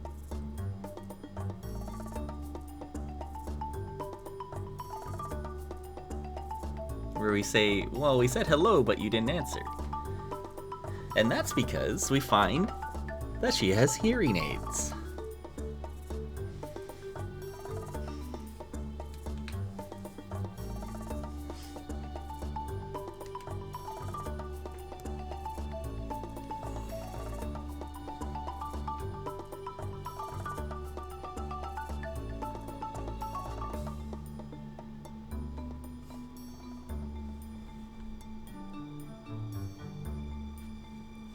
next, we go drop off our prize ticket and grab a orange sapling, which we can plant for the summer. Then we get a cutscene up at Ridgeside Valley, where Maeve is talking to Lenny, as well as Shanice, about Joja wanting to basically build a store up here as well.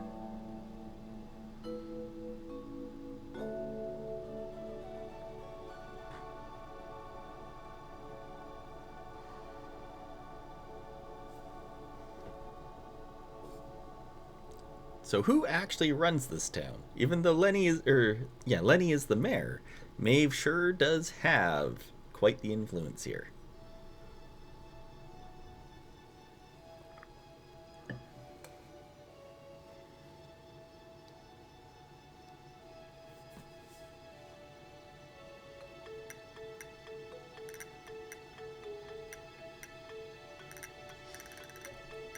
As Madame Maeve tells Sunny to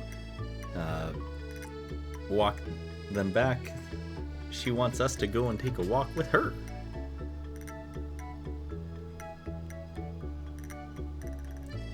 Apparently she knew our grandfather quite well, and she's been keeping tabs on the farm every now and then. So she has some high expectations for us. But that's okay, because I expect that we have some high expectations for ourselves. Next, we head on over to the Ridgeside docks, where we find Isabel.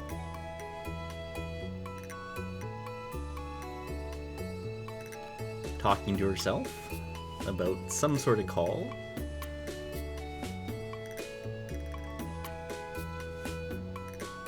Yes, we did hear you talking to yourself. That happens quite often, it feels like. So she asks us to come and sit next to her.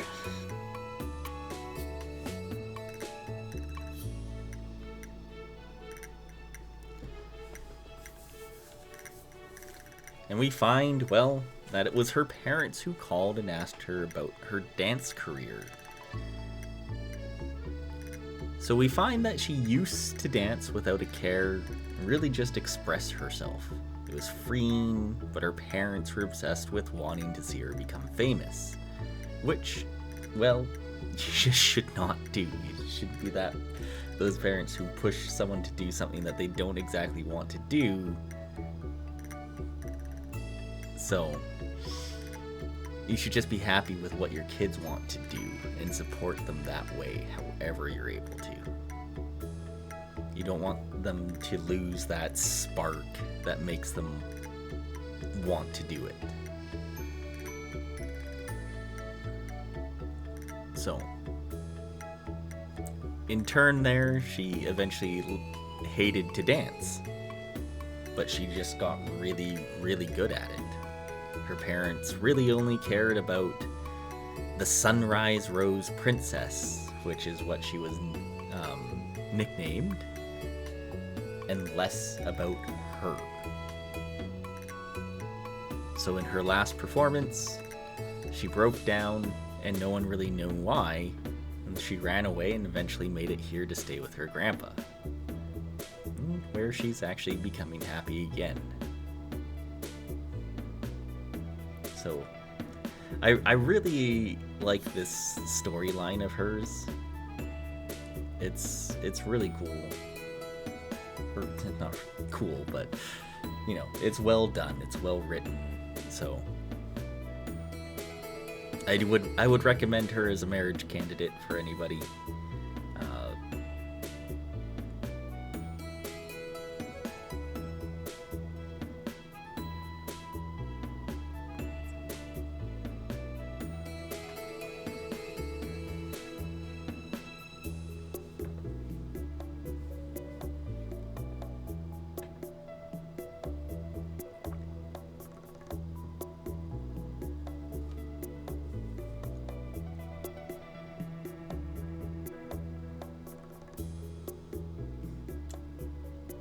This is another one of those very long cutscenes.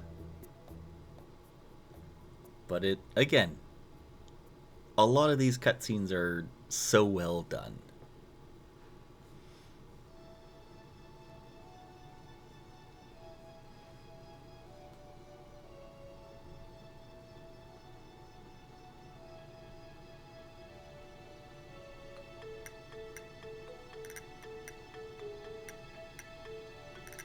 Next, we give Ezekiel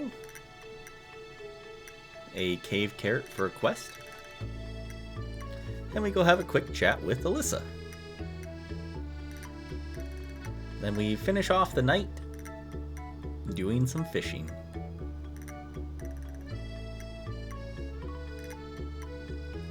I will say this is some of the most fishing I've ever done in the game. Trying to actually get our fishing levels up. So we head off to bed for the night. No new levels tonight, but we do get a little bit of cash here, so that's always lovely.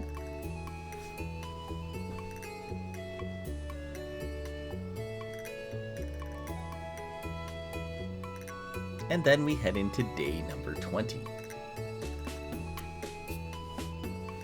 We start off first with a visit from Gunther. He's very happy with us donating so much to the museum, mostly thanks to Cam here, with the amount of stuff that he's done in the mines. And we're going to be receiving the Golden Shovel Award. With that, they're going to give us a sizable donation, which will be very nice, and we'll get that tomorrow.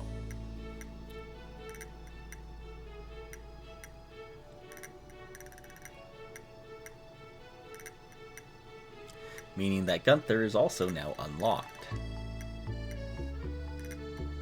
We get some mail from Maya, who wanted to make us something special, so she gave us a recipe for the Froggy Burger. We go and get flowers picked up here, and then replant those as we get level 2 farming. And then we find that Marlin is off to explore the sewers. So there's something a little bit different with this as well, is not when you complete the museum that you get this sewer key, but you actually have to befriend Marlin, so we'll have to do that.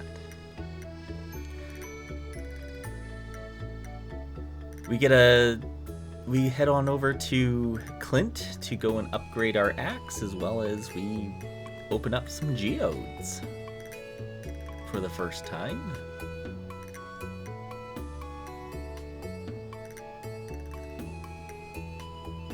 Then we head on over to Pierre's, where we get another cutscene.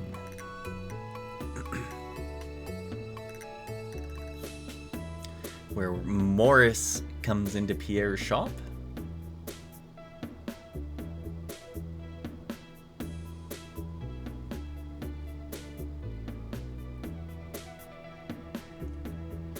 As he offers 50% off coupons for Joja Mart.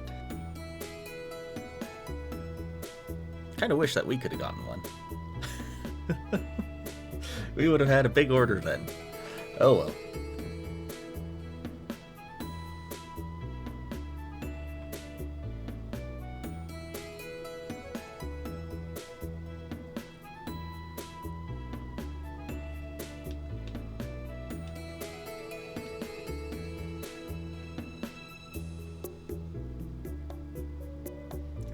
Then we go fishing for a bit until Gus opens up his saloon so we can get a beer from him for Shane's birthday.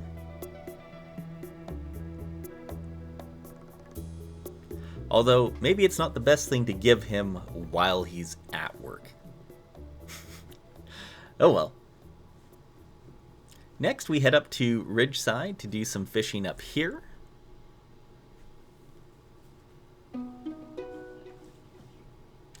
As we pretty well fish for the rest of the day. Then we head down to Cindersap Forest at night, where we find Shane drinking on the docks. He starts to complain about his life, kind of being stuck in a vortex that he just really can't climb out of. And you know what? We've been there before.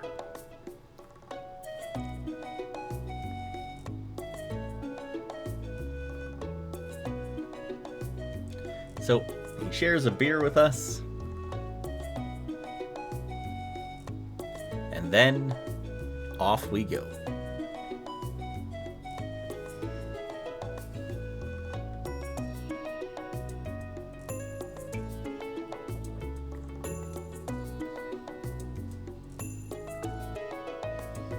We've finally moved the bed closer to the door. It's only taken us 20 days to do so, where we get our level 2 farming, where we get sprinklers, mayo, and stone fences. And then also level 7 foraging, where we can make tree fertilizers, wild mountain seeds for winter, and warp totems to the mountain. Everyone else is contributing their fish a lot, which is kind of nice. And then we head on to day 21. First off, we start with the Queen of Sauce for a radish salad.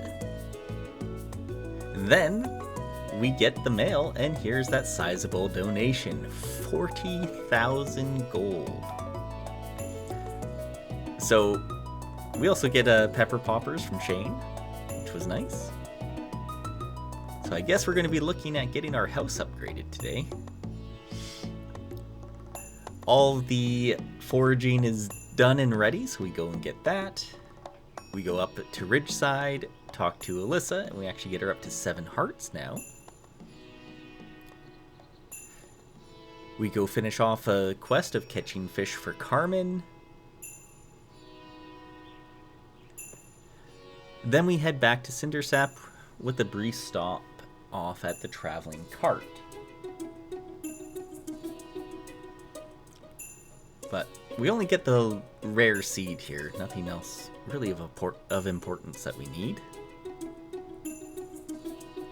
As we head back into Cindersap Forest, we do happen to find ourselves another 4-leaf clover, which happens to be Gold Star, which is fantastic.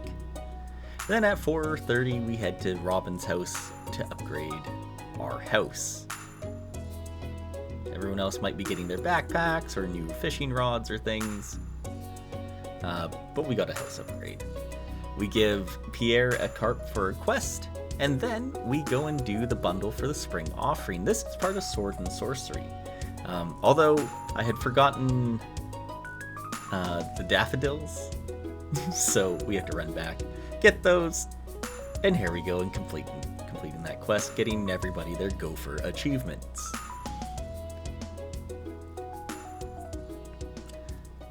Then we head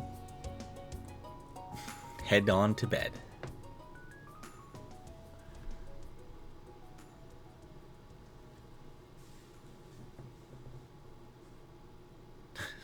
I do like that.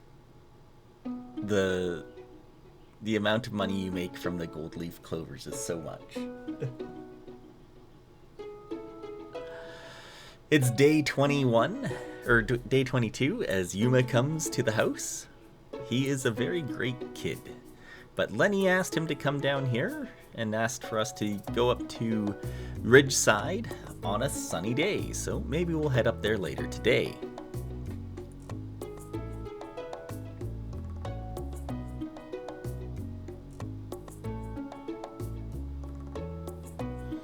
Checking our mail, the mayor gives us 500 gold for being the best neighbor. Our mom makes us a cake, we go pet the dog, and then we do some watering of whatever's left here. We head down into Cindersap Forest for a cutscene with the wizard.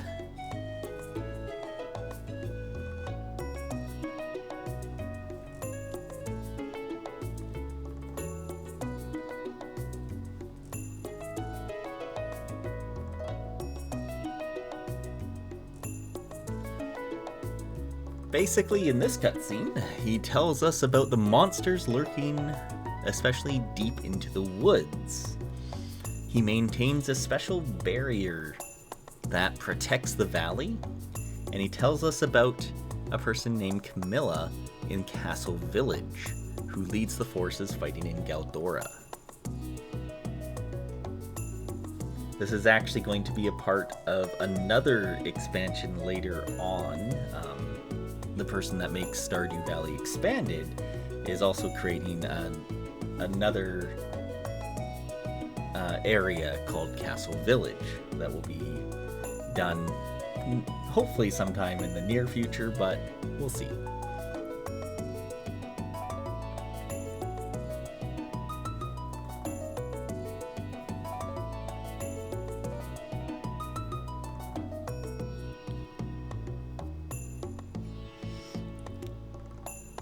And then, just like that, he's off. We head into Pelican Town, and we find Leia at the community garden, checking out her green beans. So, the community garden actually is a pretty cool idea. I do wish, though, that we could actually use it. It'd be cool if these crops were things that would actually grow over time or something. You could come down and pick them or things like that. I wonder if that would be a mechanic that would be possible to do. Probably isn't. So it's all visual, but it's pretty cool. Every now and then you'll see some villagers down in this area just looking or wandering around and stuff, so. We tell her that the community garden is a good idea. And then she gives us a green bean. Chomp. Giving us a little bit of energy. We then head over to East Scarp to go give Eloise her birthday flower, which we find her in her treehouse, which is pretty cool. Then immediately upon exiting, we get a cutscene with her, where we get to meet a new NPC. This is an Emperor Wood Duck, in fact.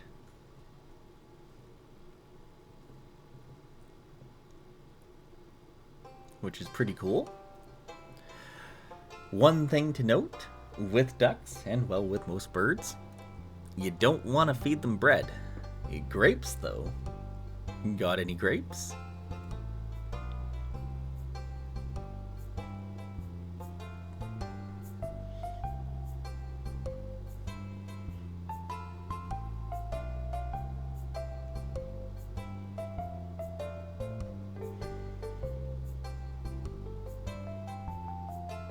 Eloise is a pretty cute kid.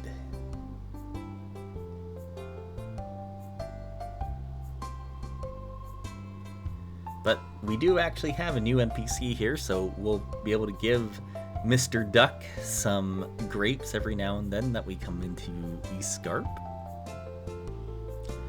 Next, we head over to the mountain as we go and try to catch a largemouth bass for Demetrius, which we got first try, which is very good. Who in turn gives us another prize ticket, which gets us some flower seeds. We head on down to Clint's to go get our new axe. Then we head on up to Ridgeside, and here we get the cutscene with Lenny explaining that they can fix the mine carts here in Ridgeside.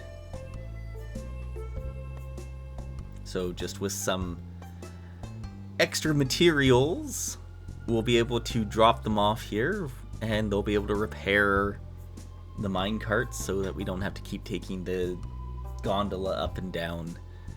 Although, for the most part, I tend to still take it because I want to get to that first part of Ridgeside to do the foraging.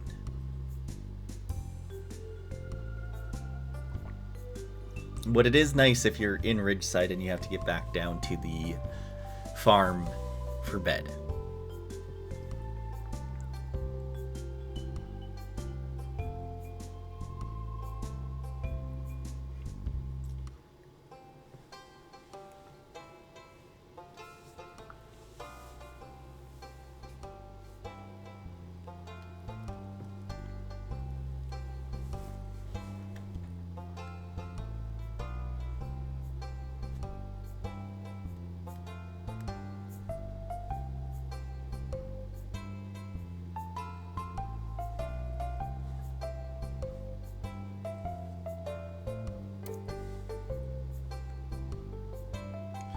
We then go and find Alyssa and give her another Ridgeside flower, and she's up to 8 hearts. We find Isabel, and we give her another mountain arugula. And then we give Sean a green bean for his birthday.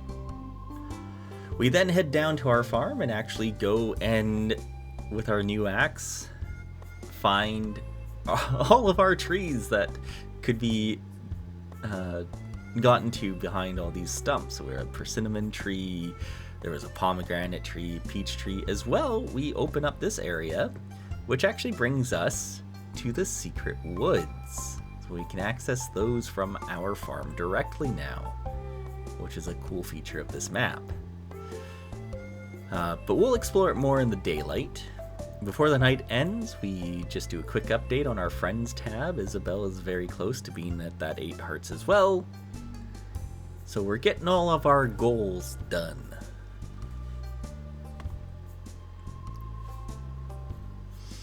See that we've made a little bit of cash today. Not quite as impressive as the 40,000 we just got from Gunther. Day 23 starts with Marlon greeting us outside and asks us to come visit Guild and at the Adventurers Guild. Mail time, Alyssa sends us mail to have a get together up at the Ridge. So we'll have to go check that out. Pierre tells us about getting bouquets for dating. And then we learn that tomorrow is the Flower Dance Festival, so the second festival of the game. So first thing in the morning, we head over to Andy's to give him a Joja Cola for his birthday. And then we go to Pierre's to go grab 2 bouquets. Yes, 2 of them. No reason why, right? We go and talk to Alyssa, and we give her one of those bouquets. We're dating her now. She seems pretty happy with that.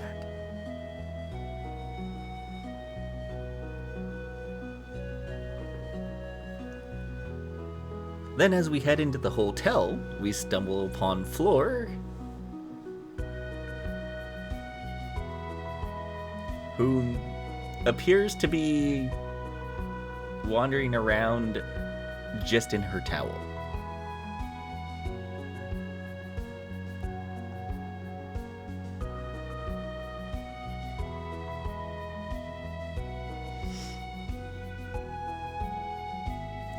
She seems pretty embarrassed about it, which, you know what? I really don't blame her.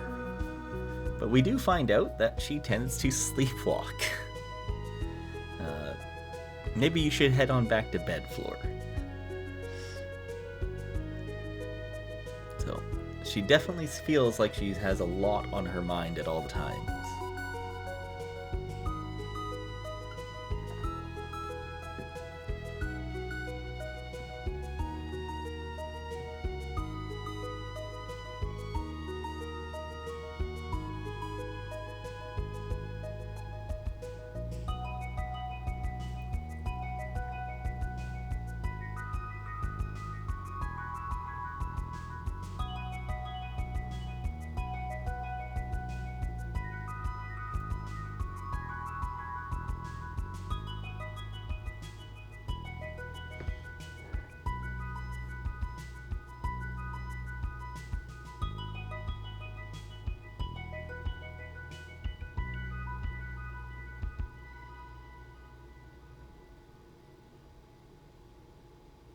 I don't know why she's saying sorry, though.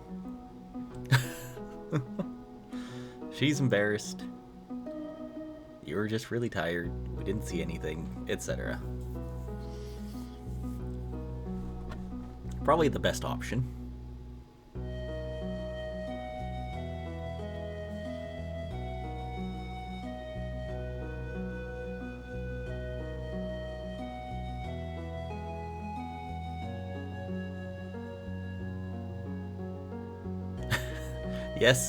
Yes, you can go back to bed. Then we head back to the Secret Woods now. So, if you played this game before, you'll notice that the Secret Woods looks quite a bit different. This is part of Stardew Valley Expanded. They changed the map of the Secret Woods, so added some more hardwood, more slimes. There's also a cool little maze here. There's a rare seed you can go get. This is where you would go and find Master Cannoli as well. There's also a grave of Tristan here, who don't know who that is. But with that, we are done for the night. We just go ahead and just take a quick look at some of the stuff we can actually craft in our crafting menu here.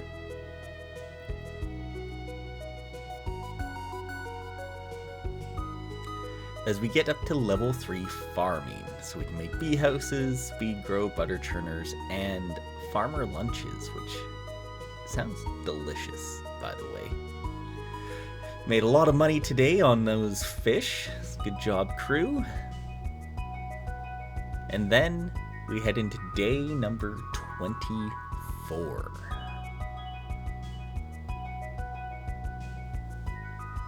With that, we get our new house upgrade, which is great, which comes with a fridge and a new bed. We do some watering, then it's off to the secret forest as we kind of explore this a little bit before the flower festival. So the flower dance festival, I love Sen's outfits here, is a pretty cool festival. Actually, I would say most of the festivals are pretty cool, but it gives you a really good opportunity to talk to people. You can ask someone to dance with you, which we will end up doing here. To note, you do need to have at least 4 hearts with somebody to dance with them.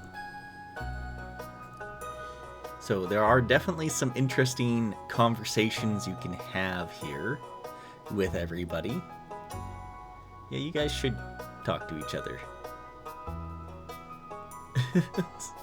And then there's Torts, who's trying to eat the flowers. Alyssa. And then we ask Isabel to dance.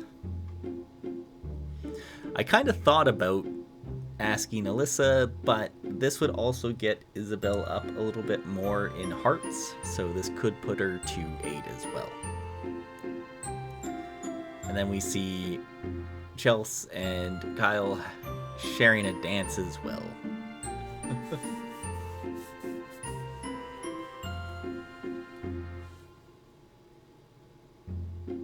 It's a very interesting dance.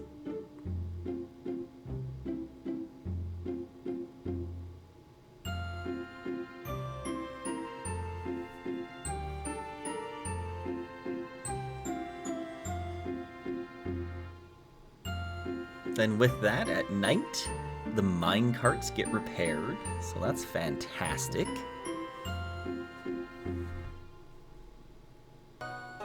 And we get level 8 foraging, so we're able to make warp totems to the farm, tent kits, and survival burgers.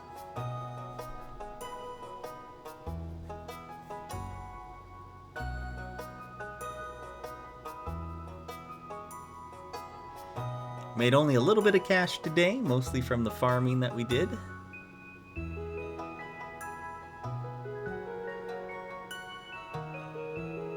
And then we head into day number 25. We start today with Lewis coming to the farm.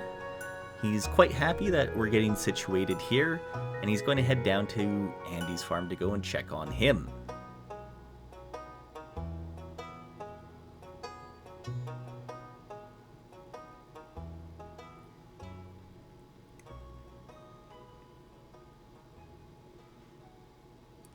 We do some of our farm chores here before heading down to the secret woods to cut some more stumps as well as kill some more slimes. And then as we make our way into Cindersap, we have a cutscene here. And this time,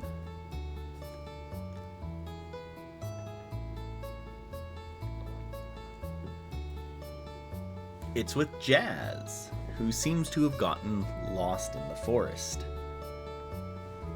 So we will be taking her home and guide her back.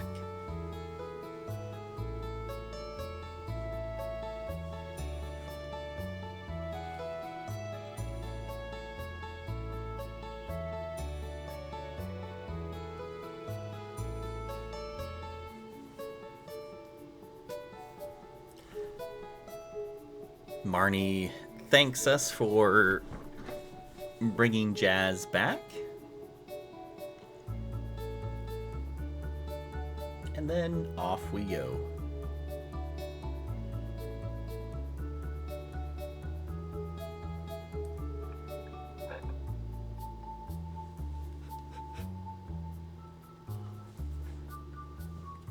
Next, we head over to Sophia's Blue Moon Vineyard, where her and her friend Scarlet, who will actually show up as NPC later on into the game as well,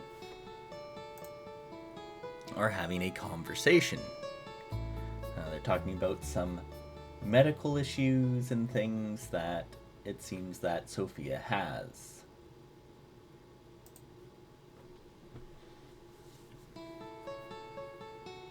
Honestly, a lot of it doesn't seem like our problems. But we do find that Scarlet does live in Grampleton, so that's kind of neat.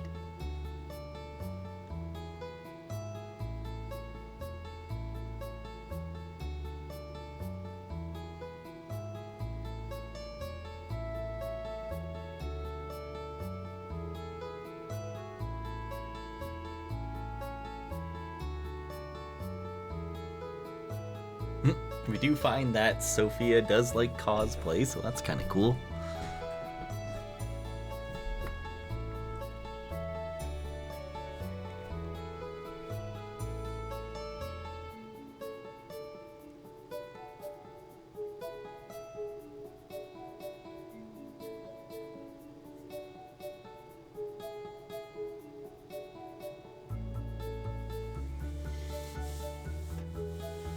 And then Sophia asks us if we heard them talking about medicine and so forth. Which, yeah, we did. And she doesn't seem overly happy about that. But that's what happens when you discuss things openly in public. People can walk by and see. We head into Pelican Town, where we get into another cutscene, this time with Andy and Lewis, who seem to be having some sort of argument and screaming match in the middle of town. About supporting the local farmers.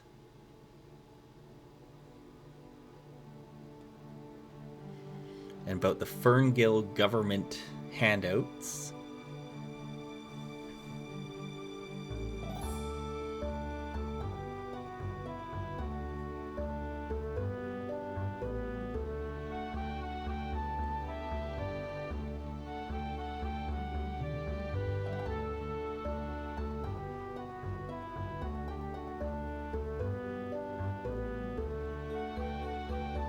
A lot of people leaving now after that happened.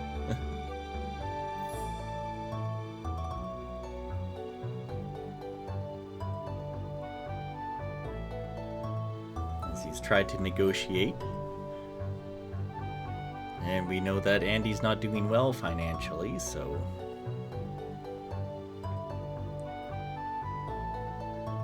he wants us to go check up on Andy, so we'll try to do that later on.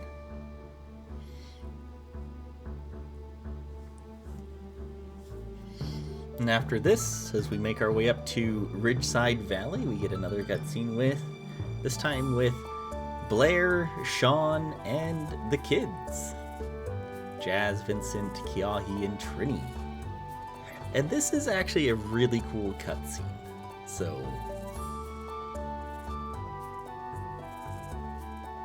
it's very down to earth.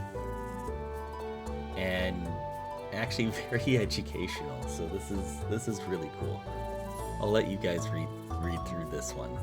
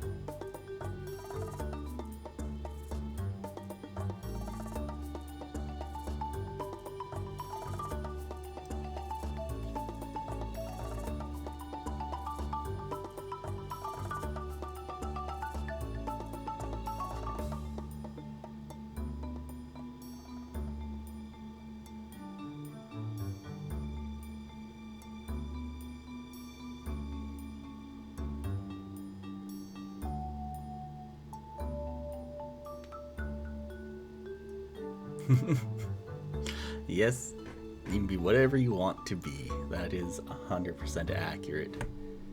Yeah, this is one of the coolest cutscenes I think in the game, in this mod.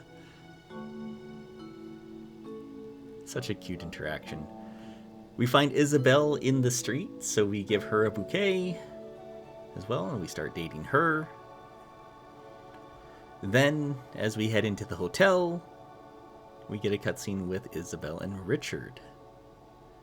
So they are talking about the display piece of Richard and his wife's marriage.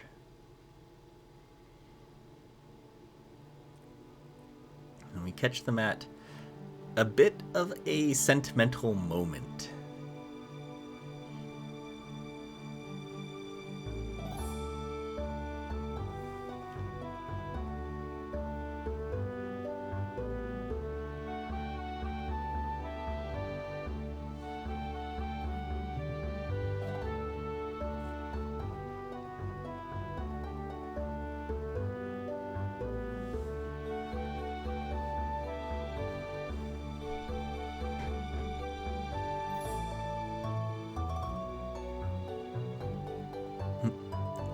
She definitely is after you get to know her a little.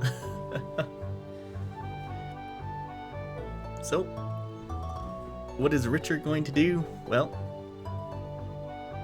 he's going to go and play the piano as he asks Isa to dance.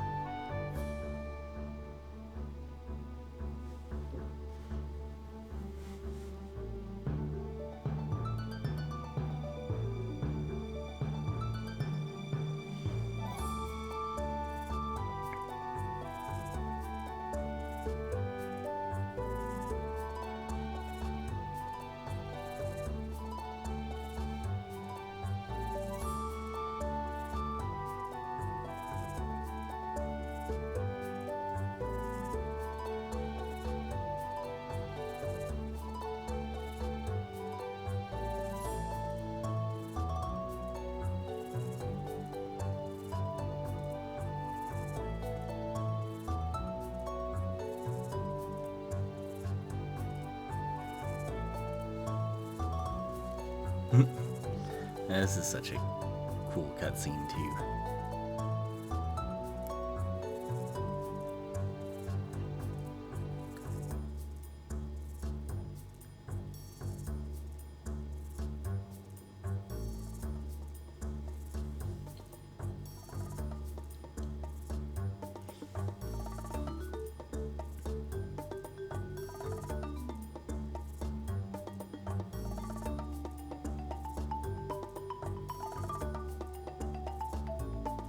We find that she's actually having fun with dance again.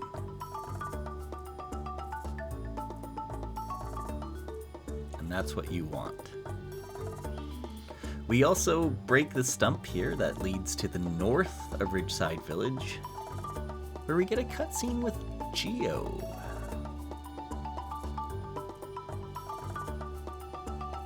He does tell us that wandering farther ahead is dangerous. He calls us a fool. Good old Geo. There are definitely some new enemy types here, as he tells us that this place holds some secrets and we should learn more about it. We can exchange some items for spiritual essences at his ninja house. As he tells us, well, good luck. Try not to die. As then there's a whole bunch of ghosts coming for us, so let's just leave for now. We'll explore that another day. We finish off today with getting a good chunk of money. First, we check over some of our quests for the day. See if we can actually do some of these. The Ridgeside mine carts, what we need for that. We get some mail from Jazz, who writes to say thank you for saving her from the forest. Back to the secret forest ourselves this morning to go and cut more stumps and fight more slimes. We do get a level up there as well. We do head out of our farm and we get into a cutscene with Trini and Kiahi. Now this is a pretty fun cutscene. They want to try and find something for Torts to give. They want to treat Torts for something. But what does a calico ridgeback turtle eat? Well, I guess we'll find out. Or attempt to find out anyways. Doesn't really like the leafy greens.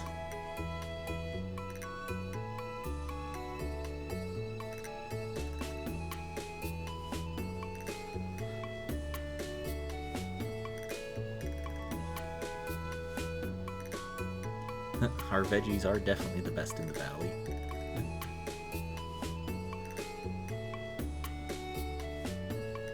Yep, Torts probably doesn't like vegetables.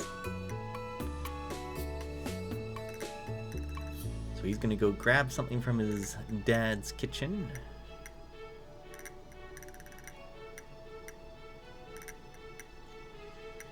And it's a pizza. Of course, because all turtles love pizza, right? But no, that is definitely not the case here. Torts is not, unfortunately, not a Teenage Mutant Ninja Turtle. He is a tortoise.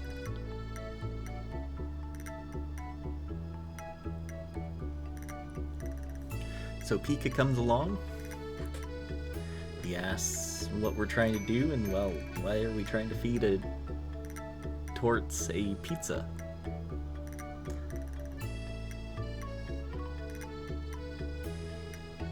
Well, what should we make him?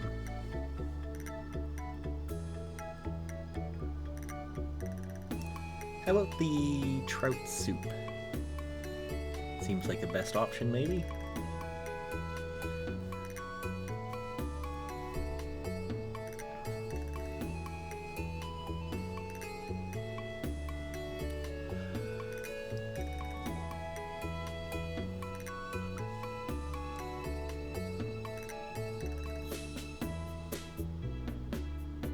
Well, looks like he's trying to eat it.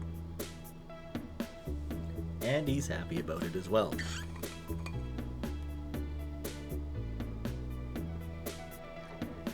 So that's a good thing. Now, I don't know if that actually means that he likes trout soup, but as sometimes in cutscenes, it's not always the case. We head to Pelican Town to give Pierre a birthday present. It's also a sardine for Jody. Next, we head back up to Ridgeside Valley, and this time Kiahi comes out and greets us.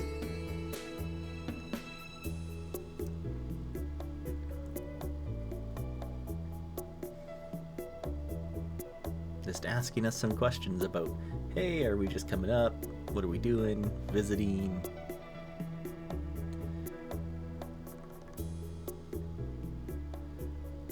It was delish. Great deal. Yep. And then he pats us on the back. Definitely nothing nefarious there, right? Well, actually, this is actually one of the more funny cutscene implications that there can be in the game. Because what happens here, and actually we get right into a cutscene with Alyssa, is that he actually plants a stink bomb on you. So as you're walking around town and talking to people, they actually say, oh, you stink, and all this stuff, go have a bath, etc. So now we have to imagine that we have a stink bomb on us while we're watching Alyssa's concert. She does have the whole village here, and two people that we haven't actually seen yet, because I guess you're not supposed to get to this point in spring with her. Those two people to the left of us are her parents, who we will meet in a cutscene in summer. So it's kind of funny that they're here. As well, you also get to see Abigail, Sam, and Sebastian here, as they're going to play the music for her for the concert, which is actually pretty cool. They get together several times throughout the year for different festivals and stuff, where Alyssa is singing for their band. I always thought that was a cool interaction that you can have. So let's sit back and enjoy the music. Although, not this music. But if you were in the game, the music. It's, again, pretty good.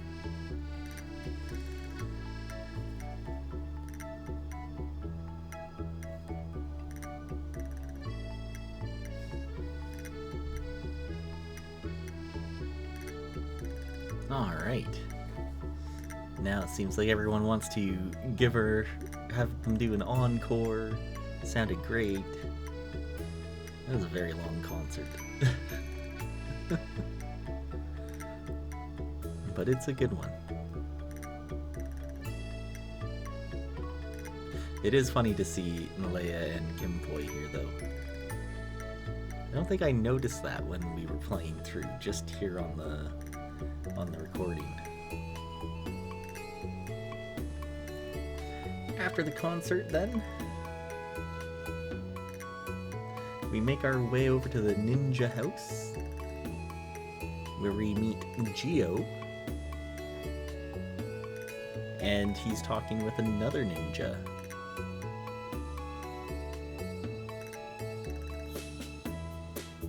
Her name is Daya, and she's also a romanceable person here that you can romance later on, or at the same time that Geo becomes a NPC that you can gift, etc. She's definitely an interesting ninja.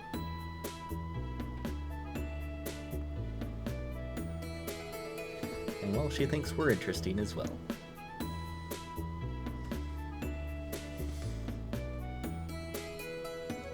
The seer is interested in us, which is kind of neat. So I guess we'll figure out who that is at some point in time. But on top of that, we also unlock the cult shop here, and we get a new quest. So we can browse through the ledger here, and we can pick up some different items and clothes and stuff, so that should be fun.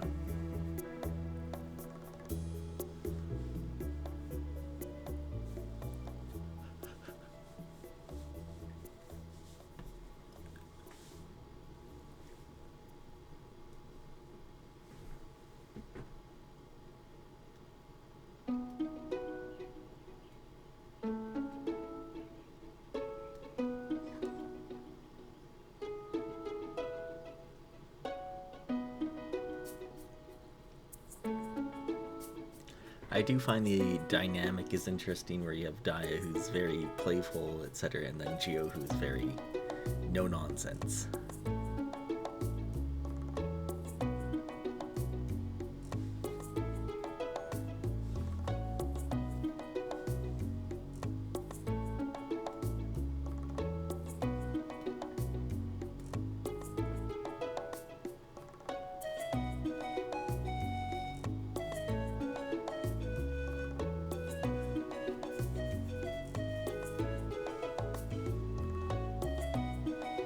So let's explore this cult shop and see what they have.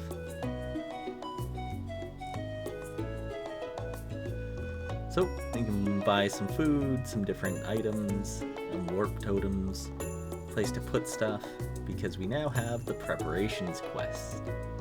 So we need to find all these different items and place them in there.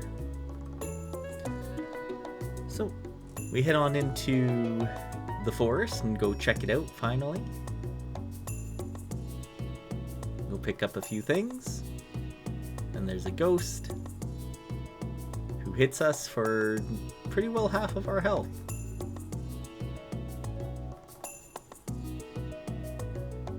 realize I don't have my pickaxe, and let's just get out of here. It's pretty scary. So we go chop down some trees and we find a book, Woody's Secrets, so it gives us a chance to get double wood. That's kind of cool. And then for the rest of the night, we just go and chop down trees at the farm. And then head off to bed. We do get to level 3 combat, which lets us create the roots platter. And we made a good chunk of money today. And we get into day 27. We start off the day by petting the dog and then getting some mail from Pierre about blueberry tarts. We go pick the last of our garlic and things that we can, and then we get a cutscene with Haley and Emily at their house.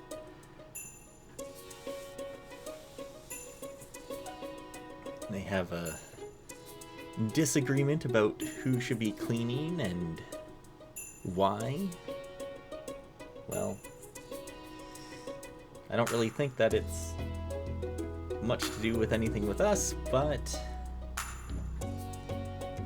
we get an option, so we say just take the high road. And that's probably the worst one because they're kind of both angry with that. Because not only does Emily have to clean it, also Haley didn't like that. We also get give Eloise a daffodil and get the click achievement, which is nice. We go pick up our copper pickaxe. And then we give Emily a birthday present. We head over to the Adventurers Guild and get a cutscene here with Gil, as that's what they were asking us to come do. And he tells us about the minecarts on our farm being out of order, so he gives us a quest to fix the minecarts, so that's pretty cool. We just have to actually go ahead and just drop off the stuff for that, although I don't think it'll take too long to do.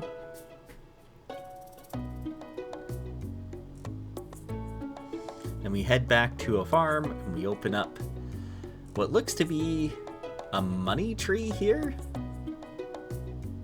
Well, that's pretty cool. And on top of that, we find Grandpa's shrine. Wait for my return on the dawn of the 3rd year.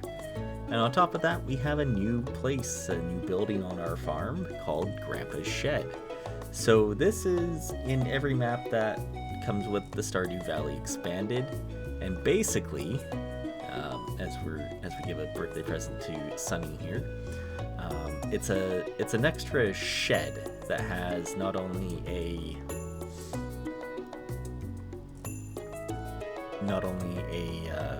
extra place to grow stuff, but it also has a cask area in the basement too, which is pretty cool. We head back to the secret woods here to chop some more wood, and then it's bedtime. Not nearly as much money as the other day, but you know, money is money. As then we head into day number 28. We get the omelet recipe from the Queen of Sauce. Robin shows up at the farm and says she can fix up Grandpa's shed. She just wants to inspect it first, so we'll go show her it very, very briefly.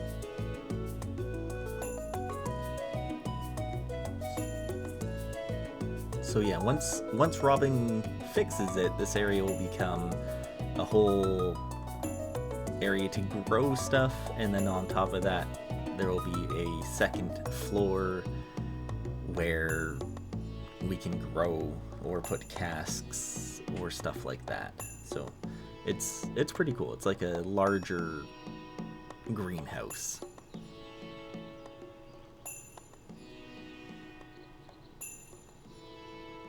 Emily sends us a recipe for salad, which is actually pretty nice. And then we head over to East Scarp. Eloise has a cutscene for us.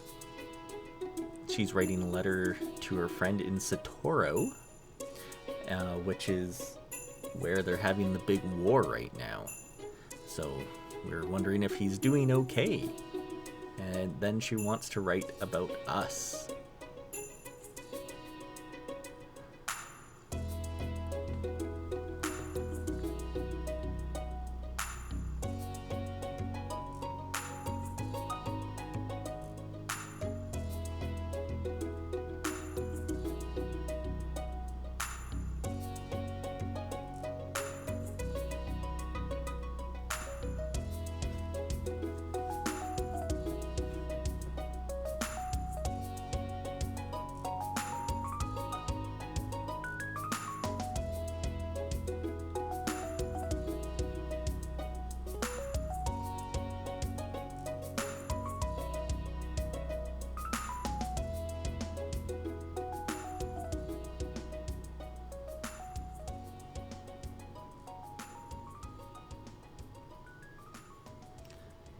Well, we definitely don't have any inclination saying that she shouldn't be able to write about us, so there we go. We give Mr. Ginger a present, and then we find something pretty cool here. Apparently, at noon, you can find a huge Junimo plush here. Junimo plush. It's big. What the? It's cutscene. We also find a new area, which I hadn't seen before, which is where Juliet lives. Honestly, thought it was a spot that you could go up to just get to Robin's. But that's not the case. So we head over to the saloon and we find Claire ordering some food from Gus, but everything is a little bit more expensive, so we offer to help pay.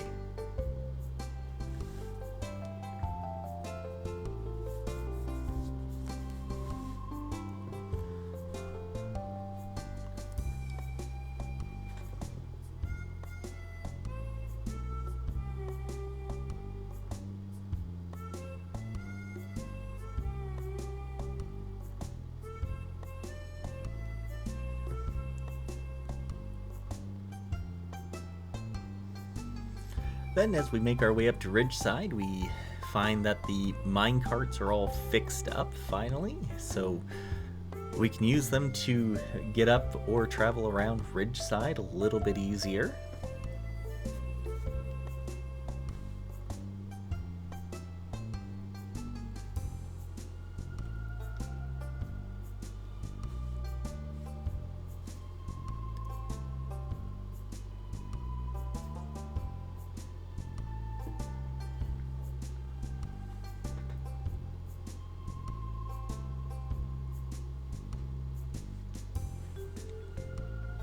Yes, great job, me.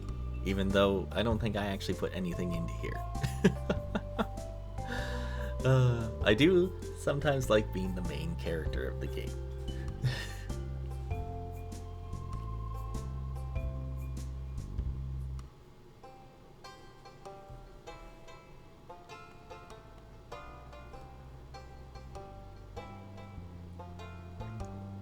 After that, we run around town to go and find Sunny to give him his birthday present.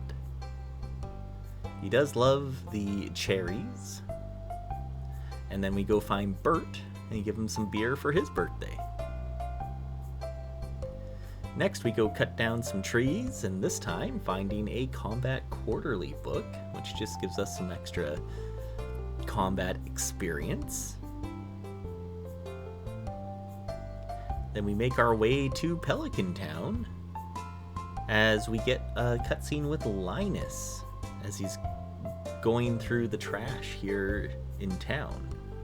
Which, honestly, is fine because, well, we do it as well. Quite often.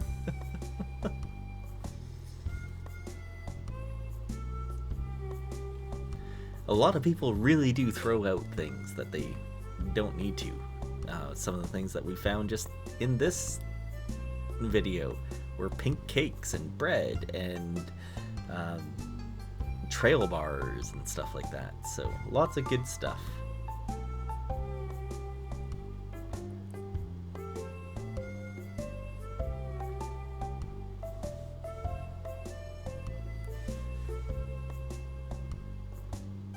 No, it's definitely not a shame.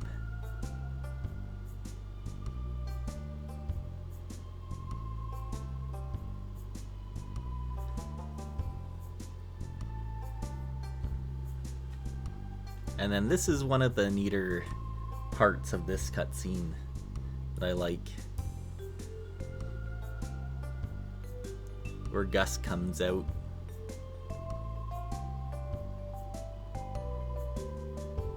He doesn't berate Linus at all. Just tells him if he needs any food, just to come and ask. Lastly, we go and fix the bridge to on the beach here. So that's all fixed up for summer. And then we head to bed for the night. And that's really going to be the end of this video. Here, we'll just see how much money we've made. Well, I really hope that you enjoyed this and that the effort of doing this video was worth it. And I think it was quite a cool experience for me. I do hopefully plan on continuing this series at least to get through the first year of the game. Whether or not I continue it after that, I probably won't, because it is extremely hard to create these. I also wouldn't hold my breath in terms of when the next video drops for this. It will probably be at least a month away from when I've done this one. So whenever this one goes in, expect probably a month later to get the summer video, a month later for the fall video, and then a month later for the winter video. So hopefully you'll get the whole package to watch by the end of, or by the summer. So that would be pretty cool. Yeah, this was quite the experience to do, going from just the spring videos that we recorded was around 13 hours of unedited gameplay, going through, cutting it down to a little under 3 hours worth, and then scripting and editing the videos. My script itself was over 18 pages long, so it was quite the undertaking. So I hope it shows here, and I really hope that you enjoyed it. So thanks again for watching, and we'll catch you next time. Bye.